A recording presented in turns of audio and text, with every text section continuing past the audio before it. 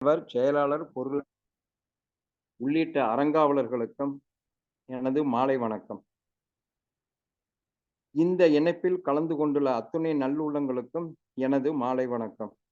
இப்பொழுது நமக்கு நல்ல ஒரு தலைப்பு, மிக அற்புதமான தலைப்புல கேட்ட உடனே கண்டிப்பா நான் உங்களுக்காக பேசிறேங்க அப்படின்னு சொல்லியிருக்கிறாரு பேராசிரியர் கத்தார் முத்து ஐயா அவர்கள். அவரு எடுத்திருக்கிற இன்னைக்கு தலைப்பு இல்லற இனிமைக்கான வழிமுறைகள். நமக்காக தலைப்பு எடுத்திருக்கிறாருங்க. இவரை தெரியாதவங்க ஜூம்னு இல்ல, உலக அளவுல யாரும் இருக்க முடியாது. அறிமுகப்படுத்த வேண்டிய அவசியமும் கிடையாது. ஆனா இருந்தாலும் மரபு வழியில வர்றதுனால நம்ம அறிமுகப்படுத்திடுறோம். ஐயா அவர்கள் 2001ஆம் ஆண்டு முதல் 20 வருடங்களாகவும் மனவளக்கலை பேராசிரியராக குருபிரானின் தத்துவங்களையும் பயிற்சிகளையும் அன்பர்களுக்கு பயிற்றுவித்து வர்றாங்க. ஐயா அவர்கள் ஃபவுண்டர் ட்ரஸ்டி, அதாவது முதன்மை ட்ரஸ்டியா கத்தார் மனவளக்கலை மன்றத்தின துவக்கி இவர் தான் இதெல்லாம் செஞ்சிருக்கிறாருங்க. இன்று வரை தொண்டாற்றி வருகிறார்கள். குவைத் மற்றும் சவுதி அரேபியா மன்ற திட்ட அலுவலராக சேவை செய்து வராங்க.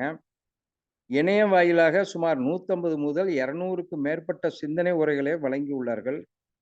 ஜோதிடம் மற்றும் இயற்கை மருத்துவ துறையில் பட்டம் பெற்றிருக்கிறாங்க அவரு. மகரிஷி அவர்களின் தத்துவங்களை மேலும் ஆழமாக உலக மக்களின் மனதில் பதிய வைக்கும் முறையில் சிறப்பான பயிற்சி முறைகளை அறிமுகப்படுத்திய பெருமைக்குரியவராக இருக்கிறாரு. பொறுமைசாலி நான் அப்படின்னு ஒரு குரூப் ஆரம்பிச்சிருக்கிறாருங்க. மற்றும் மாதம் ஒரு மாற்றம் என்ற 2 சிறப்பு பயிற்சிகள் மூலமாக உலக மக்களின் அனைவரும் இல்லம் தேடி சென்று அவர்களை நல்வழிப்படுத்தி கொண்டு சிறப்பான வேதாத்திரிய தொண்டர்களாக இருக்கிறாரு. இனிமை, எளிமை, வாழ்வியலோடு ஒட்டிய உதாரணங்கள் இவையே ஐயா அவர்களின் சிந்தனை விருந்தின் ரொம்ப சிறப்பா இருக்குதுங்க. ஐயா அவர்கள் இன்று நம்மிடையே இணைந்திருப்பது நமக்கு பெருமை. இத்தகைய சிறப்புகளை உடைய ஐயா அவர்களை சிறப்பான சிந்தனை வழங்க உங்களுடைய சார்பாக அழைக்கிறேன். மேலும் அவருடைய கல்வி தகுதியை பார்த்தீங்கன்னா, பிஎஸ்சி கெமிஸ்ட்ரி, பிடெக், எம்ஐடி பொறியியல் துறையில் பட்டம், எம்எஸ்சி யோகா திருநெல்வேலி மன்றத்தின் வாயிலாக தமிழ்நாடு உடற்கல்வி மற்றும் விளையாட்டு பல்கலைக்கழகத்தின் மனித வள மேன்மைக்கான யோகா முதுகலை பட்டம் பெற்றிருக்கிறாரு.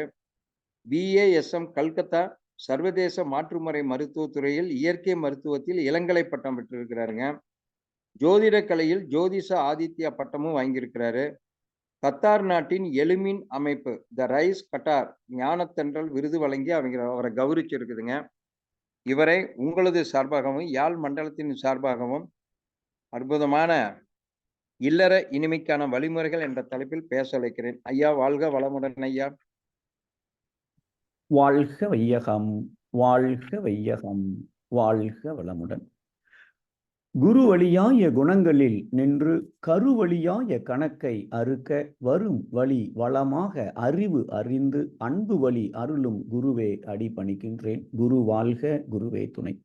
இணையத்தில் இணைந்துள்ள சகோதர சகோதரிகள் ஒவ்வொருவருக்கும் மற்றும் யாழ் மண்டல நிகழ்ச்சி ஏற்பாட்டாளர்கள், ஒருங்கிணைப்பாளர்கள், மாணிக்கவாசகம் ஐயா ஒவ்வொருவருக்கும் எனது பணிவான வணக்கங்கள். நீங்கள், நான், நாம் எல்லோருமே மகிழ பிறந்தவர்கள். நிலவின் ஒளியை குடிக்க பிறந்தவர்கள். நீல வான் வெளியை இழுக்க பிறந்தவர்கள். மரிக்கும் வரைக்கும் மகிழ பிறந்தவர்கள். காரணம், ஒரு ஆணின் ஒரு பெண்ணின் மகிழ்ச்சியில் பிறந்தவர்கள். 5 புலன்கள் ஆயினும் என்ன, ஒவ்வொரு புலனின் வாசல் வழியே 1000 லட்சம் கோடி மகிழ்ச்சி. பூமியை சுற்றும் கடலை போல சுற்றி சுற்றி சுற்றி மகிழ்ச்சி. அதை அறிந்து கொண்டவன் ஞானியாகிறான். இது கவியரசு வைரமுத்து அவர்களின் வரிகள். மகரிஷி அவர்களோ பாரதி எத்தனை கோடி இன்பம் வைத்தாய், மகரிஷி அவர்களோ இன்ப ஊற்றாய் நிறைந்த இறைவா. இப்படி மகிழ்ச்சி தான் நம்முடைய வாழ்க்கைக்கு ரொம்ப முக்கியம் என்பதை பற்றி எத்தனையோ நம்முடைய முன்னோர்கள் கூறியிருக்கிறார்கள். அப்படிப்பட்ட மகிழ்ச்சி, இனிமை நம்முடைய வீட்டுல, குடும்பத்துல, இல்லறத்துல இருக்கிறதா? இந்த இல்லற இனிமை என்பது தானாக அமையாது, நாம் தான் அமைத்து கொள்ள வேண்டும். எப்படி அதை அமைத்துக் கொள்வது, அதற்கான வழிமுறைகளை மகரிஷி எப்படி கொடுத்திருக்கிறார்கள் என்பதுதான் இன்றைய சிந்தனை தலைப்பு. நம்ம அடுத்த ஒரு 50 நிமிடங்களுக்கு அதை பற்றி சிந்தனை செய்ய இருக்கின்றோம். இதுல என்னென்ன நாம சிந்திக்க இருக்கிறோம் என்றால், நம்ம எல்லாருக்கும் தெரியும், அதுவும் யாழ் மன்றத்துல இந்த இல்லறத்தை பற்றிய தொடர்ந்து இந்த டிவி சீரியல் மாதிரி அவ்வளவு கருத்துக்களை அற்புதமாக ஒவ்வொரு பேராசிரியர் மூலமாக கொடுத்து கொண்டிருக்கிறார்கள். ஸோ கண்டிப்பாக எல்லாருக்குமே இந்த முதல் 2 விஷயம் கண்டிப்பாக தெரிந்திருக்கும். இருந்தாலும் இந்த நல்ல கருத்துக்களை எத்தனை தடவை திருப்பி திருப்பி திருப்பி கேட்டாலும் நம்முடைய கருமையத்துல ஆழமாக திணிவாக பதிந்திருக்கிறதோ அந்த அளவுக்கு நம்ம தலைமுறைகளுக்கு அது பயன்பட போகிறது என்பதனால் அதை கொஞ்சம் குயிக்கா நம்ம ரிவைஸ் பண்ணிக்கலாம். இல்லறம் அப்படின்னா என்ன, எதற்கு, யார் யார் இல்லறத்தில் இருக்கிறார்கள், இல்லறம் மகிழ்ச்சியா இருக்கணும் அப்படின்னா முதல்ல மகிழ்ச்சியா இருக்கணும், இனிமையாக இருக்க வேண்டும் என்றால் ஒரு ஆராய்ச்சி, ஒரு 86 வருடங்கள் செய்யப்பட்ட ஒரு ஆராய்ச்சி. அதனுடைய சாராம்சம் என்ன, நமக்கு ஏன் இல்லறத்துல இனிமை இல்லை, இதை பற்றிய பேச வேண்டிய ஒரு கட்டாயத்தில் இன்றைய சமுதாயத்தில் நாம் இருந்து கொண்டிருக்கிறோம். அதற்கு மகரிஷி அவர்கள் கொடுத்திருக்கிற ஒரு 5 படிநிலைகள், இனிமையாக வாழ்வதற்கு தேவையான படிநிலைகள் 5. அந்த 5 படிநிலைகள் என்ன, இந்த 5 படிநிலைகளை நாம பின்பற்றினா கண்டிப்பாக இல்லறத்துல இனிமை இருக்கும். ஆனாலும் நம்ம எல்லாம் மகரிஷி அவர்களே 5 ஒழுக்க பண்பாடுன்னு ஒண்ணு கொடுத்துட்டு அதற்கப்புறம் 2 ஒழுக்க பண்பாடையாவது பண்ணுனா போதும் அப்படின்னு கொடுத்திருப்பார்கள். அந்த வகையில மகரிஷி கொடுத்திருக்கிற அந்த விஷயங்கள் எல்லாம் கொஞ்சம் சுருக்கி அதுல ஒரே ஒரு கருத்தை மட்டும் நான் வலியுறுத்த இந்த சிந்தனை உரையில விரும்புகிறேன். அந்த ஒரே ஒரு விதியை மட்டும் நம்ம பின்பற்ற முடிந்தால் அந்த இல்லற இனிமை என்பது நமக்கு ஷுவரா வந்துரும் என்பதனால் அதை நம்ம கடைசியாக அதை சிந்திக்க இருக்கின்றோம். இதுதான் நாம இப்ப இன்னைக்கு சிந்திக்க இருக்கிறது. இப்ப நமக்கு இல்லறம் எதற்கு? இது ஒரு அருமையான குறள், வேண்டுங்கால் வேண்டும் பிறவாமை மற்றது வேண்டிய ஒரு வார்த்தை வரும். முதல் வரி வேண்டியாங்கு, அதாவது வேண்டுங்கால் வேண்டாமை, வேண்டுங்கால் வேண்டும் பிறவாமை அப்படின்னு முதல் 3 லைன் அந்த குறள் இருக்கு. அதாவது ஒரு மனிதன் கடவுள்கிட்ட நமக்கு ஏதாவது ஒண்ணு வேணும்னு கேட்க ஆசைப்பட்டால், வேண்டுங்கால் வேண்டணும் என ஆசைப்பட்டால் பிறவாமை வேண்டும் என கேட்க வேண்டும். மற்றது, அதுக்கு அடுத்த லைன்ல என்ன சொல்றாரு, எதுவுமே ஆசைப்படக்கூடாது, எனக்கு எதுவுமே வேண்டான்னு இருந்தா தான் இது கிடைக்கும்னு 2வது வரியில சொல்லியிருப்பார். நமக்கு அது முக்கியம் இல்லை, முதல் வார்த்தை முதல் வரியில இருக்கிறது தான் வேண்டுங்கால் பிறவாமை வேண்டும். அப்ப வாழ்க்கையில நமக்கு ரொம்ப ரொம்ப அத்தியாவசியமானது எது என்றால் பிறவாமை. இதை தான் நமக்கு தெரியும், பிறவி பெருங்கடல் நீந்துவர் நீந்தாதார் அப்படின்னு வள்ளுவர் முதல் குறள் அதை சொல்லியிருப்பார், முதல் குறள்ல முதல் அதிகாரத்துல. இப்போ இல்லறம் எதற்கு அப்படின்னு கேட்டா, இப்போ நாம இந்த பிறவி பெருங்கடலை நீந்தி கரை சேர வேண்டும் என்றால் நான் தனி ஒரு ஆளா ஒரு போட்டை எடுத்து நானே பெடல் பண்ணி, அது பெருங்கடல், கடல்னு சொன்னாலே பெருசு, அது பெருங்கடல் இருக்காரு வள்ளுவர். அப்படிப்பட்ட ஒரு பெருங்கடலை நீந்தி கரை சேருவது எவ்வளவு கஷ்டம். அதற்கு பதிலாக அந்த போட்டுல இன்னொருத்தர் வாழ்க்கை துணையை உட்கார வச்சுக்கிட்டு நாம 2 பேரும் சேர்ந்து பெடல் பண்ணினா ரொம்ப சீக்கிரமா கரை சேர்ந்து விடலாம். அதற்காக இல்லறம் தேவைப்படுகிறது. இல்லறம் இருந்தால் இன்னும் கொஞ்சம் விரைவாக நம்ம பிறந்த நோக்கத்தை பெற்று ஆனந்தமாக வாழ முடியும். அதற்கு நாம என்ன செய்யணும், கொண்டு வந்த கர்ம வினைகளை ஆன்மாவில் பதிஞ்சிருக்கு, அதை தூய்மை செய்ய வேண்டும். அப்ப இந்த கர்மய தூய்மை ஏன் நம்ம செய்யணும் அப்படின்னு கேட்ட, பாவ வினைப்பதிவாம் சுமையை விடுத்து தூய்மை பெறவே நினைவாய் உடல் எடுத்தேன் அப்படிங்கிறது மகரிஷி ஒரு கவிதையில சொல்லியிருப்பார்கள். அப்போ நாம அந்த கர்மாவை, கொண்டு வந்த கர்மாவை நாம கழிக்க வேண்டும். அதற்கு நாம இல்லறம் ரொம்ப ரொம்ப ரொம்ப ஒரு ஒரு எஃபெக்டிவா ஃபாஸ்டா நமக்கு பதிவுகளை கழிக்க வைப்பதற்கு அந்த இல்லறம் ஒரு ஒரு ஒரு ஒரு பிளே கிரவுண்டா இருக்கு, ஒரு விளையாட்டு மைதானமாக இருக்கிறது.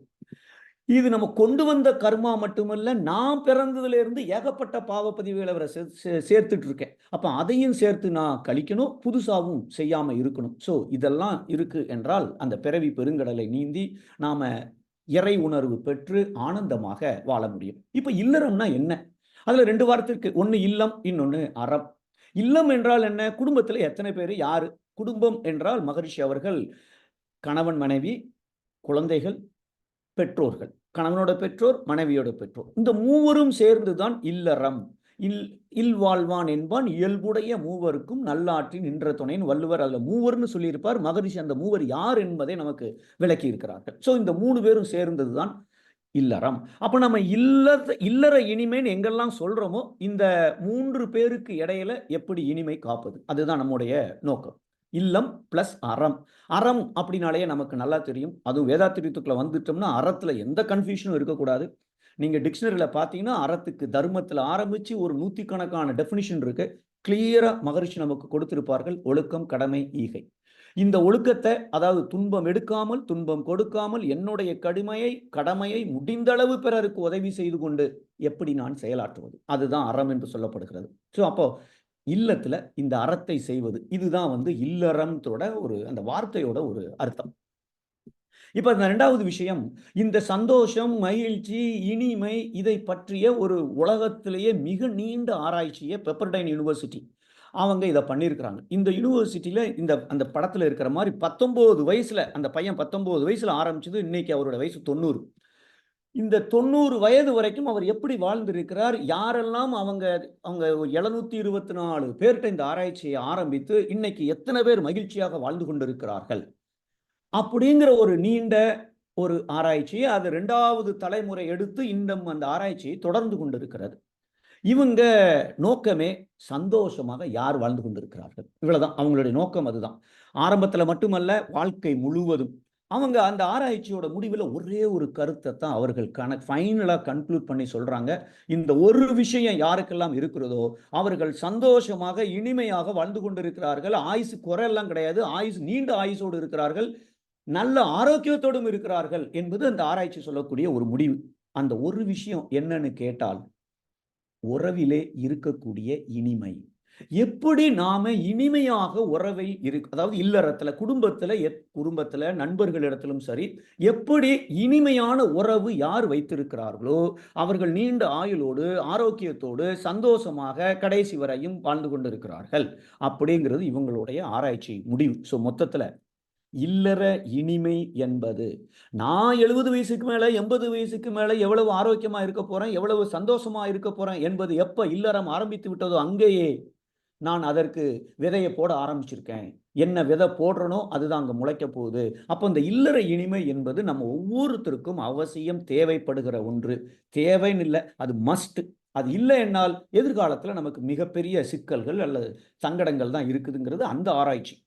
இப்போ 3வது விஷயம், ஏன் நமக்கு இல்லற இனிமை இல்லை அப்படின்னு ஒரு கொஞ்சம் யோசித்து பார்த்தோம்னா, அந்த மூவிஸ்லாம் டாப் 10 மூவிஸ்ன்னு போடுறாங்க, எல்லாத்துலேயும் டாப் 10 டாப்லாம் போடுறாங்க. நம்ம ஒரு டாப் 6 ஏன் பெரும்பாலான குடும்பத்தில் எதற்காக இனிமை இல்லை அப்படின்னு ஒரு சின்ன கேள்வியை கேட்டோம் அப்படின்னு சொன்னால், முதல்ல இந்த கோபம் என்பது சர்வ சாதாரண, கோபப்படாத மனிதர்களே இல்லை என்கிற அளவுக்கு இன்னைக்கு கோபம் இருக்கு. வீட்டுக்காரர் கதவை ஆபீஸ்ல இருந்து வந்த உடனே கதவை தட்டுறாரு, 10 செகண்ட் மேல அவர் வேலை வெயிட் பண்ண முடியல. ஏன் அந்த அம்மா 20 செகண்ட்ல திறந்ததுக்கு ஏன் இவ்வளவு லேட், என்ன பண்ணிட்டு இருந்தேன்னு கேட்கிறாரு. போன் அடிச்சுதான் 2வது ரிங்ல வீட்டம்மா எடுக்கலன்னா ஆளுக்கு கோபம் வருது. அப்போ அந்த சினம் என்பது, அப்புறம் கவலை, பையன் 8th தான் படிக்கான், இவன் காலேஜ் நல்ல காலேஜ் கிடைக்குமா, இப்பவுமே கணக்குல மார்க் கம்மியா வாங்கிட்டு இருக்கானேன்னு ஒரு கவலை 8வது படிக்கும் போது. இன்னும் சில பேர்லாம் KG 2 படிக்கும் பொழுதே இவன் என்ன ஆக போறானே தெரியலையே, எல்லாத்துக்கும் இப்படிலாம் சொல்லிட்டு இருக்கான், இப்படிப்பட்ட ஒரு கவலை இல்ல ஒரு பயம். அதுவும் இன்னைக்கு இந்த ஆர்டிஃபிஷியல் இன்டெலிஜென்ஸ், செயற்கை நுண்ணறிவுன்னு ஒன்று வந்ததுக்கு அப்புறம் வேலையெல்லாம் ஆல்ரெடி நம்ம பார்க்குறோம், வேலைகள் குறைந்து கொண்டு இருக்கிறது. அதாவது ஆட்கள் தேவையில்லைங்கிற அளவுக்கு அந்த டெக்னாலஜி இன்னைக்கு முன்னேறி கொண்டு இருக்கிறது. அப்போ நம்ம வேலை என்னாகும், நம்ம வேலை என்னாகுங்கிறத விட என் பையன் இன்னொரு 40 வருஷம் கழிச்சு அங்கே ஆன அப்புறம் அவனுக்கு வேலை எப்படி கிடைக்கும், இது ஒரு பெரிய பயமாக இருக்கிறது. முக்கியமாக இன்னொன்று, இல்லறத்துக்குள்ள இந்த கண்ட்ரோல் சுவிட்ச் யார்கிட்ட இருக்கு? ஒரு பார்ட்டிக்கு கூப்பிட்டுருக்காங்க, போகணுமா வேண்டாமான்னு யார் டிசைட் பண்றா? கணவனா மனைவியா? கணவன் டிசைட் பண்ணா மனைவிக்கு ஒரு முழு திருப்தி இல்லை, மனைவி டிசைட் பண்ணா கணவன் நம்ம ஏதோ ரப்பர் ஸ்டாம்ப் மாதிரி வீட்டில் வாழ்ந்துட்டு இருக்கோம், அடிமையா இருக்கும் அப்படின்னு ஒரு நினைப்பு. இந்த கண்ட்ரோல் சுவிட்சுக்கு, அதிகாரத்துக்கு இங்க ஒரு போராட்டம் நடந்து கொண்டே இருக்கிறது. அதனால் அங்க இனிமை என்பது குறைவாக இருக்கிறது. வஞ்சம். ஒரு அம்மா ஒரு பார்ட்டி ஃபேஸ்புக்கில் அதை அப்லோட் பண்ணணும், அவங்க வீட்டில் நடந்த பார்ட்டிக்குள்ள ஃபோட்டோவை, அந்த ஃபோட்டோவை செலக்ட் பண்ணுறதுல கணவன் மனைவிக்கு இடையில ஒரு சின்ன வாக்குவாதம். அந்த அம்மா சொல்கிறாங்க, இந்த ஃபோட்டோவை போடக்கூடாது, இந்த ஃபோட்டோவை தான் போடணும். ஏம்மா அங்கே பாரு, அந்த சுற்றி இருக்கிற பாரு, அந்த அம்மா ஃபோட்டோவில் நல்லாவே இல்லையே, அதை ஏன் போடணுங்கிற, இதை பாரு நல்லா சிரிச்சிட்டு இருக்காங்க, அதை போட்டேன். அவங்க பார்ட்டியில் ஏன் எந்த ஃபோட்டோவை போட்டாங்க உங்களுக்கு ஞாபகம் இருக்கா? எனக்கு தெரியும், 7 வருஷத்துக்கு முன்னாடி ஏன் மோசமான ஃபோட்டோவை போட்டிருக்காங்க, இந்த ஃபோட்டோவை தான் போடணும். இங்கே அப்போ பண்ணுனதுக்கு இப்போ ஒரு சாய்ஸை அவங்க எதிர்பார்த்து அந்த இடத்துல பண்றாங்க. காலங்காத்தால வீட்டுல அம்மா காய்ச்சல்ங்கிறாங்க. சொன்னல நேத்து பார்ட்டியில் ஐஸ்கிரீம் சாப்பிடாதன்னு எத்தனை தடவை சொன்னேன், கேட்கையா? அதான் சொன்ன கேட்க கூடாதுன்னே முடிவு பண்ணிட்டியே. அப்போ இதுவும் ஒரு விதத்துல வஞ்சம். ஸோ இதையும் வச்சு செய்யற ஒரு வேலை குடும்பத்துக்குள்ள நிறைய நடக்கிறது. விதிமுறைகளில் வேறுபாடு, டபுள் ஸ்டாண்டர்ட். ஒரு ஃபோன் வருது வீட்டுக்காரருக்கு, அவர் பேசுறாரு. அப்படியா வீட்டு வேலை நடக்கா? சரி இப்ப என்ன செய்யலாங்கிறீங்க? எங்க வீட்ல வந்து 10 நாள் இருக்க போறீங்களா? அங்கேருந்து வீட்டம்மா. யாரு யாரு? அண்ணன் அண்ணன்னு இவர் பதில சொல்றாரு. உடனே அந்த அம்மா அங்கேருந்து, இப்பல்லாம் வர சொல்லாதீங்க, பையனுக்கு எக்ஸாம் இருக்கு, அது இருக்கு. நோ நோ நோ நோன்றாங்க. ஐய்யய்யோ! இப்ப கொஞ்சம் வசதி இல்லைங்க. நீங்க நீங்க வேற ஏதாவது ஒரு ஆப்ஷன் இருந்தா பாருங்களேன்னு ஃபோன வச்சுட்டாரு. ஏங்க உங்க அண்ணனுக்கு வேற வேலையே கிடையாதுங்க. வீட்டு வேலை இருந்தா உடனே நம்ம வீட்டுக்கு தான் வரணுமா? ஆமாம்மா என்ன பண்றது கேட்கிறாரு. அதுக்கப்புறம் மெதுவா சொல்லுவாரு. கூப்பிட்டது எங்க அண்ணன் இல்லம்மா, உங்க அண்ணன்ங்கிறாரு. இப்போ அவங்க அண்ணனா இருந்தா ஸ்டாண்டர்ட் வேற, இவர் அண்ணனா இருந்தா வேற ஸ்டாண்டர்ட். இப்படி வேற ஒரு டபுள் ஸ்டாண்டர்ட கணவனும் பின்பற்றுகிறார்கள், மனைவியும் பின்பற்றுகிறார்கள். இல்லற இனிமை இதனால வேற நிறைய கெட்டு போகிறது. அடுத்தவர்களோடு ஒப்பிடுவது. என்ன பிரைஸ் என்ன கிஃப்ட் எனக்கு பர்த்டே குடுத்தாங்க, அவருக்கு என்ன கிஃப்ட் குடுத்தாங்க. இப்படி ஏகப்பட்ட அ அ கருத்து வேறுபாடுகள், இல்ல ஒரு முரண்பாடு, இல்ல சண்டை, இல்ல கோபம். ஒரு அம்மா வீட்டுக்காரர்ட்ட சொல்றாங்க, "ஏங்க நீங்க மேனேஜரா இருக்கீங்க. அவர பாருங்க, சுப்புவ பாருங்க. உங்களுக்கு கீழ வேல பார்க்காரு. அவர் வீட்டம்மாக்கு டெய்லி மல்லிகைப்பூ வாங்கிட்டு வராரு. நீங்க நான் சொன்னாலும் வரும்போது மல்லிகைப்பூ வாங்கிட்டு வர மாட்டேங்கிறீங்க. ஏங்க உங்களுக்குலாம் நீங்கலாம் எதுக்குங்க கல்யாணம் பண்ணீங்க? ஒரு பூ வாங்குறது கூட அதுவும் நான் சொல்லி ஞாபகப்படுத்தி வாங்காம வர்றீங்களேன்னு" இந்த அம்மா டெய்லி போட்டு நோண்டிட்டு இருக்காங்க. கீழ வேல பார்க்கிறவர் இவருக்கு ஒரு ஸ்டேஜ்ல வெறுத்து போய் அந்த ஆள கூப்பிட்டாரு. தனக்கு கீழ வேல பார்க்கிறவர கூப்பிட்டு, "என்னய்யா உன் ஒய்ஃப் மேல அவ்வளவு பிரியமா? டெய்லி மல்லிகைப்பூ வாங்கிட்டு போறியாமே! உன்னால என் வீட்ல பிரச்சனை." அப்படின்னு அவரு அங்க கேட்க. அதற்கு அப்புறம் அவரு சொல்றாரு, நம்ம ஆபீஸ விட்டு போனோனே அந்த தெரு முனையில ஒருத்தர் பூ விச்சிட்டு இருப்பாங்க ஒரு அம்மா. அவங்கள எனக்கு ரொம்ப பிடிக்கும். அதனால தான் பூ வாங்கிட்டு போறேன். ஓ! இது வேற நீ சைட் ட்ராக்ல யோ இதெல்லாம் தப்புயா! இதெல்லாம் மிகப்பெரிய தப்புயா! உன் ஒய்ஃப் ஏதோ பெருசா நீ அன்பா பூ வாங்கிட்டு வரேன்ன. சார் நீங்க உடனே தப்பா நினைச்சுக்காதீங்க சார். அந்த அம்மாவுக்கு வந்து வயசு 78 ஆகுது. இந்த வயசுலயும் வேலை செஞ்சு சம்பாதிக்கணும்னு பூ வித்துட்டு இருக்கு சார். சும்மா எக்ஸ்ட்ரா குடுத்தாலும் பணத்த வாங்க மாட்டேங்குது. அதனால நான் பணத்த குடுத்து அந்த அம்மா கொஞ்சம் சந்தோஷமா வாழ்க்கைய நடத்தட்டுமேன்னு வாங்கிட்டு இருக்கேன் சார். இவரு என்ன பண்ணுனாரு எல்லாத்தையும் கேட்டுட்டு அப்படியான்னு கேட்டுட்டு, இவர் வீட்ல போயி ஒய்ஃப்ட்ட, "அவன் ஏன் பூ வாங்குறான் உனக்கு தெரியுமா? தெருக்கோடியில இருக்க அந்த அம்மாவ பிடிக்குமா? அதனால பூ வாங்கிட்டு" செகண்ட் பார்ட்ட கட் பண்ணிட்டார். கொஞ்சம் யோசித்து பார்த்தால், இவரு வீட்ல சண்டை மட்டுமல்ல, அங்கேயும் ஒரு சண்டைய ஏற்படுத்தி விட்டுட்டார். கொஞ்சம் கம்பேரிசன் இதனால வேற நெறைய வந்து இனிமை கெடுகிறது. வாழ்க்கையை கடினமாக்குதல். நார்மலா இருக்க வேண்டிய வாழ்க்கைய டஃப்பா ஆக்கிறது. ரொம்ப ரொம்ப ரொம்ப சிக்கலாக்கிறது. எப்படி சிக்கலாக்குறது? மன்றத்துக்கு வந்துட்டோம், எக்ஸர்சைஸ படிச்சுட்டோம், டெய்லி எக்ஸர்சைஸ் போடலைன்னா, ஒரு நாள் சிக்கல் ஆகப்போகுதுன்னு தானே அர்த்தம். அப்ப ஏன் நம்ம கடினமாக்க வேண்டும்? அதுவும் 40 வயசு ஆயிடுச்சா, 40 வயசு ஆயிடுச்சுனாலே டாக்டரே எல்லா டெஸ்டும் பண்ணிறலான்றாங்க. 60 வயசு ஆயிடுச்சுன்னா, நமக்கே தெரியுது வயசாயிட்டு இருக்குங்கிறது ஒரு 10 படி ஏறுனாலேயே நம்மளால உணர முடிகிறது என்றால், எப்ப நாம எக்ஸர்சைஸ் கத்துக்கொண்டோமோ, அப்பொழுதிலிருந்து அந்த எக்ஸர்சைஸ மெடிடேஷன், 5 அளவு முறை இத கடைப்பிடிக்கவில்லை என்றால், வருங்காலம் கடினமாக இருக்கப் போகிறது என்பதை தெரிந்தும் நாமளே கடினமாக்கிக் கொண்டிருக்கிறோம். இதனாலயும் இனிமை கெடுகிறது. இது கொஞ்சம் ஒரு டாப் 6ஆ நம்ம போட்டிருக்கிறோமே ஒழிய, இது மட்டும் காரணங்கள் அல்ல. பல காரணங்கள் இருக்கலாம். ஓகே. இப்போ ஏன் இல்லற இனிமை இல்லை என்பதற்கு மகரிஷி அவர்கள் ஒரு விளக்கம் குடுக்குறாங்க. இல்லறத்துக்கு இனிமை வேணும்னா என்ன வேணும்? முதல்ல மனசு சந்தோஷமா இருக்கணும். ஒரு நிறைவு இருக்கணும். எதுலயுமே ஒரு குறை இல்லாத நிறை மனம் இருக்க வேண்டும். அப்போ இது மனம் நிறைவாக இருக்க வேண்டும் என்றால் என்ன வேணும்? பெரும்பாலான மனிதர்கள் என்ன நினைக்கிறோம்? நினைக்கிறோம் மட்டுமில்ல. அதன் மூலம் தான் செயல்பட்டுக் கொண்டிருக்கிறோம். எப்படி செயல்பட்டுக் கொண்டிருக்கிறோம்? நமக்கு என்ன வேணும் அப்படின்னு சொன்னால், பணம் வேணும், புகழ் வேணும், அதிகாரம் வேணும். நெனைச்ச நேரத்துல நெனைச்ச உணவ வாங்கி சாப்பிடுற அளவுக்கு எனக்கு வசதி வாய்ப்புகள் இருக்கணும். கம்ஃபர்டபுளா கார்ல போணும். அதாவது பொருள் ரொம்ப முக்கியம். இது மட்டுமே முக்கியம் என்று நினைக்கிறார்கள். ஆனால் மகரிஷி அவர்கள் இல்லறத்துல இனிமை வேணும் என்றால் அருள் துறை ரொம்ப ரொம்ப அவசியம். ஆனால் கல்லூரிகள் பொருள் துறையில் எப்படி பணம் சம்பாதிப்பது என்பதை சொல்லிக் கொடுக்கிறதே ஒழிய, எப்படி இனிமையாக இல்லறம் நடத்த வேண்டும் என்பதை சொல்லிக் கொடுப்பதில்லை. அங்கதான் நமக்கு ஒரு குறைபாடு இந்த சமுதாய அமைப்பில இருக்கிறது. இதை போக்குவது தான் நம்ம உலக சமுதாய சேவா சங்கம் மாதிரி இயங்கிக் கொண்டிருக்கிற அத்தனை ஆன்மீக அமைப்புகளும். அப்போ நாம இல்லறத்துல இனிமை வேணும்னா பொருள் ஓரளவுக்கு சாப்பிடுறதுக்கே வழி இல்லைன்னா அவங்கள்ட்ட போய் நீங்க அருளை பாருங்க, அருள் துறையில கொஞ்சம் கவனம் செலுத்துங்கன்னா செலுத்த முடியாது. அடிப்படை தேவைகளை நாம நிவர்த்தி செய்துட்டோம் அப்படின்னு சொன்னால் பொருள் துறைக்கு செலவு பண்ற அறிவையும் ஆற்றலையும் நேரத்தையும் ஒரு 10% தினசரி அருள் துறையில என்ன செய்யணுங்கிறத செலவு பண்ணி கொண்டால் கண்டிப்பாக நம்ம வாழ்க்கையில நம்ம இல்லறத்துல இனிமையாக நாம இருக்க முடியும் என்பதுல சந்தேகமே இல்லை. சோ அததான் பொருள்துறை அருள்துறை என்று மகரிஷி அவர்கள் குறிப்பிட்டிருப்பார்கள். அதற்கு என்ன காரணம்? ஏன் அருள்துறையில மனிதர்கள் அறிவையும் ஆற்றலையும் நேரத்தையும் செலவிட மாட்டேங்கிறாங்க அப்படிங்கிறதுக்கு காரணம் மாயை. நாம ஒரு மயக்க உலகத்துல வாழ்ந்து கொண்டிருக்கிறோம். இன்பத்தை மாத்திரமே விரும்பி நின்றும் எல்லாம் சந்தோஷமா இருக்கணும்னு தான் நினைக்கிறோம். அதனால விளைவு அறியாமல் நாம செயல்களை செய்து கொண்டிருக்கிறோம். காலையில ஒரு 7 மணி வரைக்கும் தூங்கினா நல்லா தான் இருக்கும். எக்ஸசைஸ் நாளைக்கு பண்ணிக்கலாம்னு தோணும். அப்போ தூங்குறது சந்தோஷமா இருக்கு. ஆனால் இப்ப தூங்கிட்டா எக்ஸசைஸ் போடலைன்னா இன்னும் 10 வருஷம் கழிச்சு என்ன ஆகும் என்பதை விளைவை யூகிக்காமல் இன்பத்திற்கே முரணாய் செயல்கள் ஆற்றி அப்ப துன்பம் தரக்கூடிய செயல்களை செய்துகிறோம். இயற்கை வேகம் விளைவை மறந்திருந்தோம். நல்ல வயிறு முட்டை சாப்பிட்டாச்சு. இப்போ தும்முனா மூக்குல இருந்து சோத்து பொறுக்கிற விழுற அளவுக்கு டின்னர் பார்ட்டில முக்கி சாப்பிட்டுட்டோம் அப்படின்னு சொன்னால் இது என்ன ஆகும் என்பதை மறந்து அங்க இயற்கையோட வேகம் என்ன, எவ்வளவு அது செமிக்க முடியுமோ அவ்வளவு செமிக்கும். அது மட்டும் இல்ல, சூப்பரா இருக்கு பொங்கல் சட்னி சாம்பார் வடை அப்படின்னா இயற்கை என்ன செய்யும், நமக்குள்ள ஒரு வேகம் வரும்.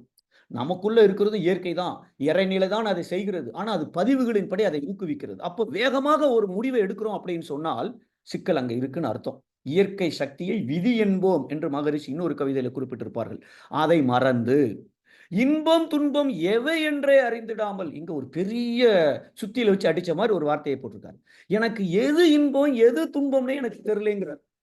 கொஞ்சம் யோசித்து பார்ப்போம். நம்ம எவ்வளவு படிச்சிருக்கிறோம், எவ்வளவு வசதியா வாழ்ந்துட்டு இருக்கோம். ஆனா உண்மையிலேயே எது இன்பம் எது துன்பம் என்று நமக்கு தெரிந்திருக்கிறதா அப்படின்னா அது கண்டிப்பாக நாம அதை ஆராய்ச்சி செய்தே ஆக வேண்டும். இரண்டையுமே கற்பனையால் மாற்றிக்கொண்டும் துன்பம்னு நினைச்சு இன்பம் நினைச்சு துன்பத்துக்கு உண்டான செயல்களை செய்யறோம், துன்பம் நினைச்சு இன்பத்துக்கு உண்டானதை செய்யறோம். மாசம் ஒரு நாள் இஞ்சி சாரை வெறும் வயிற்றுல காலங்காத்தால ஒரு நாள் சாப்பிட்டா உடல்ல இருக்கக்கூடிய கழிவுகள் வெளியேறிவிடும் என்பது நம்ம பாட்டி சொல்லி நமக்கு தெரியும். ஏன் அதை நம்ம செய்ய மறுக்கிறோம்? அது குடிக்கும்போது நாக்கு உரைக்கும், கொஞ்சம் கஷ்டம், 1 மணி நேரத்துக்கு பரபரப்பாங்க வயிறு, எதுவும் சாப்பிடக்கூடாது 2 மணி நேரத்துக்கு. ஆனா இந்த துன்பத்தை துன்பமாக நினைப்பதினால் இது நமக்கு இன்பத்தை தரப்போகுது என்ற அந்த விளக்கம் தெரியாததினால் நாம கம்ஃபர்டபுளாவே இருக்கும். இந்த கம்ஃபர்ட் ஜோன் பாங்க, எது எனக்கு சௌகரியமா இருக்கோ அதை விட்டு நான் வெளியில வர மாட்டேன். அப்படி நாம் வாழும் பொழுது அங்க ஒரு சிக்கல் இருக்கிறது. அதனாலதான் இன்பத்தை துன்பமா நினைக்கிறது, துன்பத்தை இன்பமா நினைக்கிறது. மாற்றி கண்டும் இன்பம் என்ற நிறை செல்வ ஊற்று இருக்கும் இடம் அறியா மயக்கமுமே மாயை. அப்ப இந்த இடத்துல எவ்வளவு நம்முடைய தவறுகளை இங்க தெளிவா சொல்றாரு. நிறை செல்வம்னா பணம் மட்டும் எனக்கு எப்ப தேவையோ அப்ப கிடைக்கிறது மட்டும் இல்லை. எனக்கு கால் வலிக்கு ஒரு நல்ல டாக்டர் எனக்கு வேணும். என் பையனை படிக்க வைக்கணும்னா ஒரு நல்ல காலேஜில் சீட்டு கிடைக்கணும். எது எது எனக்கு எப்ப எவ்வளவு எங்கே இருந்து யாரிடமிருந்து எந்த தரத்துல வேணுமோ அது எனக்கு கிடைத்து கொண்டே இருந்தால் நிறை செல்வமாக நான் வாழ்ந்து கொண்டிருக்கிறேன் என்ற அர்த்தம். அப்படிப்பட்ட ஒரு ஊற்று எங்க இருக்குன்னே தெரியாம மயக்கத்துல வாழ்றதுக்கு பேரு மாயை. அங்கதான் இனிமை இல்லை என்று குறிப்பிட்டிருக்கிறார்கள். நாம இன்னும் கொஞ்ச நேரத்துல இந்த நிறை செல்வ ஊற்று எங்க இருக்குன்னு பார்க்க போறோம். சோ எனிவே இதுல முக்கியமானது என்ன? இந்த கற்பனையால் நாம இன்பத்தையும் துன்பத்தையும் மாற்றிக்கொள்கிறோம். கொஞ்சம் கஷ்டப்பட்டா மட்டுமே எதிர்காலத்துல ரொம்ப கஷ்டப்படாமல் வாழ முடியும். டெய்லி காலையில எந்திரிச்சு எக்ஸசைஸ் போடுறது கஷ்டமா இருக்கலாம் ஆரம்பத்துல. ஆனா இந்த கஷ்டத்தை நான் படவில்லை என்றால் ஹாஸ்பிட்டல்ல நான் எத்தனை நாள் இருக்கணும்னு நமக்கு தெரியாது. அப்போ அதை நாம கொஞ்சம் புரிந்து கொள்ள வேண்டும். மகரிஷி அவர்கள் இல்லறத்துல இனிமை, அதுக்கு இந்த அருமையான கவிதை. இது நிச்சயமாக நீங்க பல தடவைகள் இதை கேட்டிருப்பீங்க. அன்பு ஊற்றாம் இல்லறத்தில் ஆண் பெண் 2 பேரும் அவரவர்கள் துணைவர்களை மனம் வருந்த செய்தால். இந்த கவிதை உங்களுக்கு நல்லாவே தெரிஞ்சிருக்கும். இந்த கவிதையோட சாராம்சம் இதுதான்.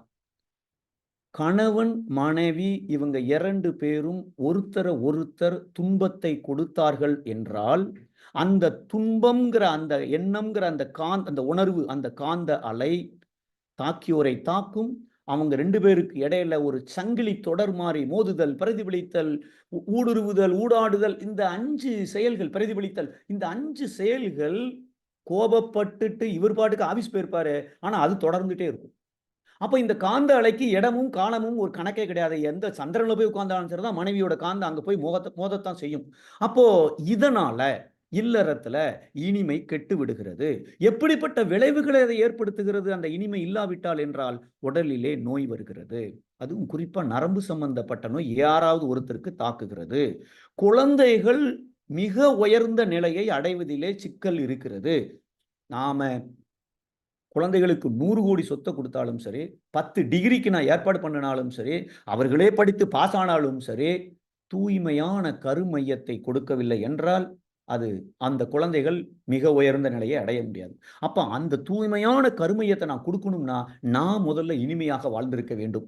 அப்ப அந்த இல்லறத்துல கணவன் மனைவிக்கு இடையில அந்த துன்ப உணர்வுகள் இருக்கும் என்றால், கண்டிப்பாக அங்க சிக்கல் நம்ம ஒரு வயசுக்கு மேல குழந்தைகளுக்காகத்தான் நாம் வாழ்ந்து கொண்டிருக்கிறோம். அப்ப அத நாம கொஞ்சம் வச்சுக்கணும். அந்த கவிதையிலே மகரிஷி அவர்கள் சாபமாகும் அப்படின்னு ஒரு வார்த்தையை சேர்த்திருப்பார்.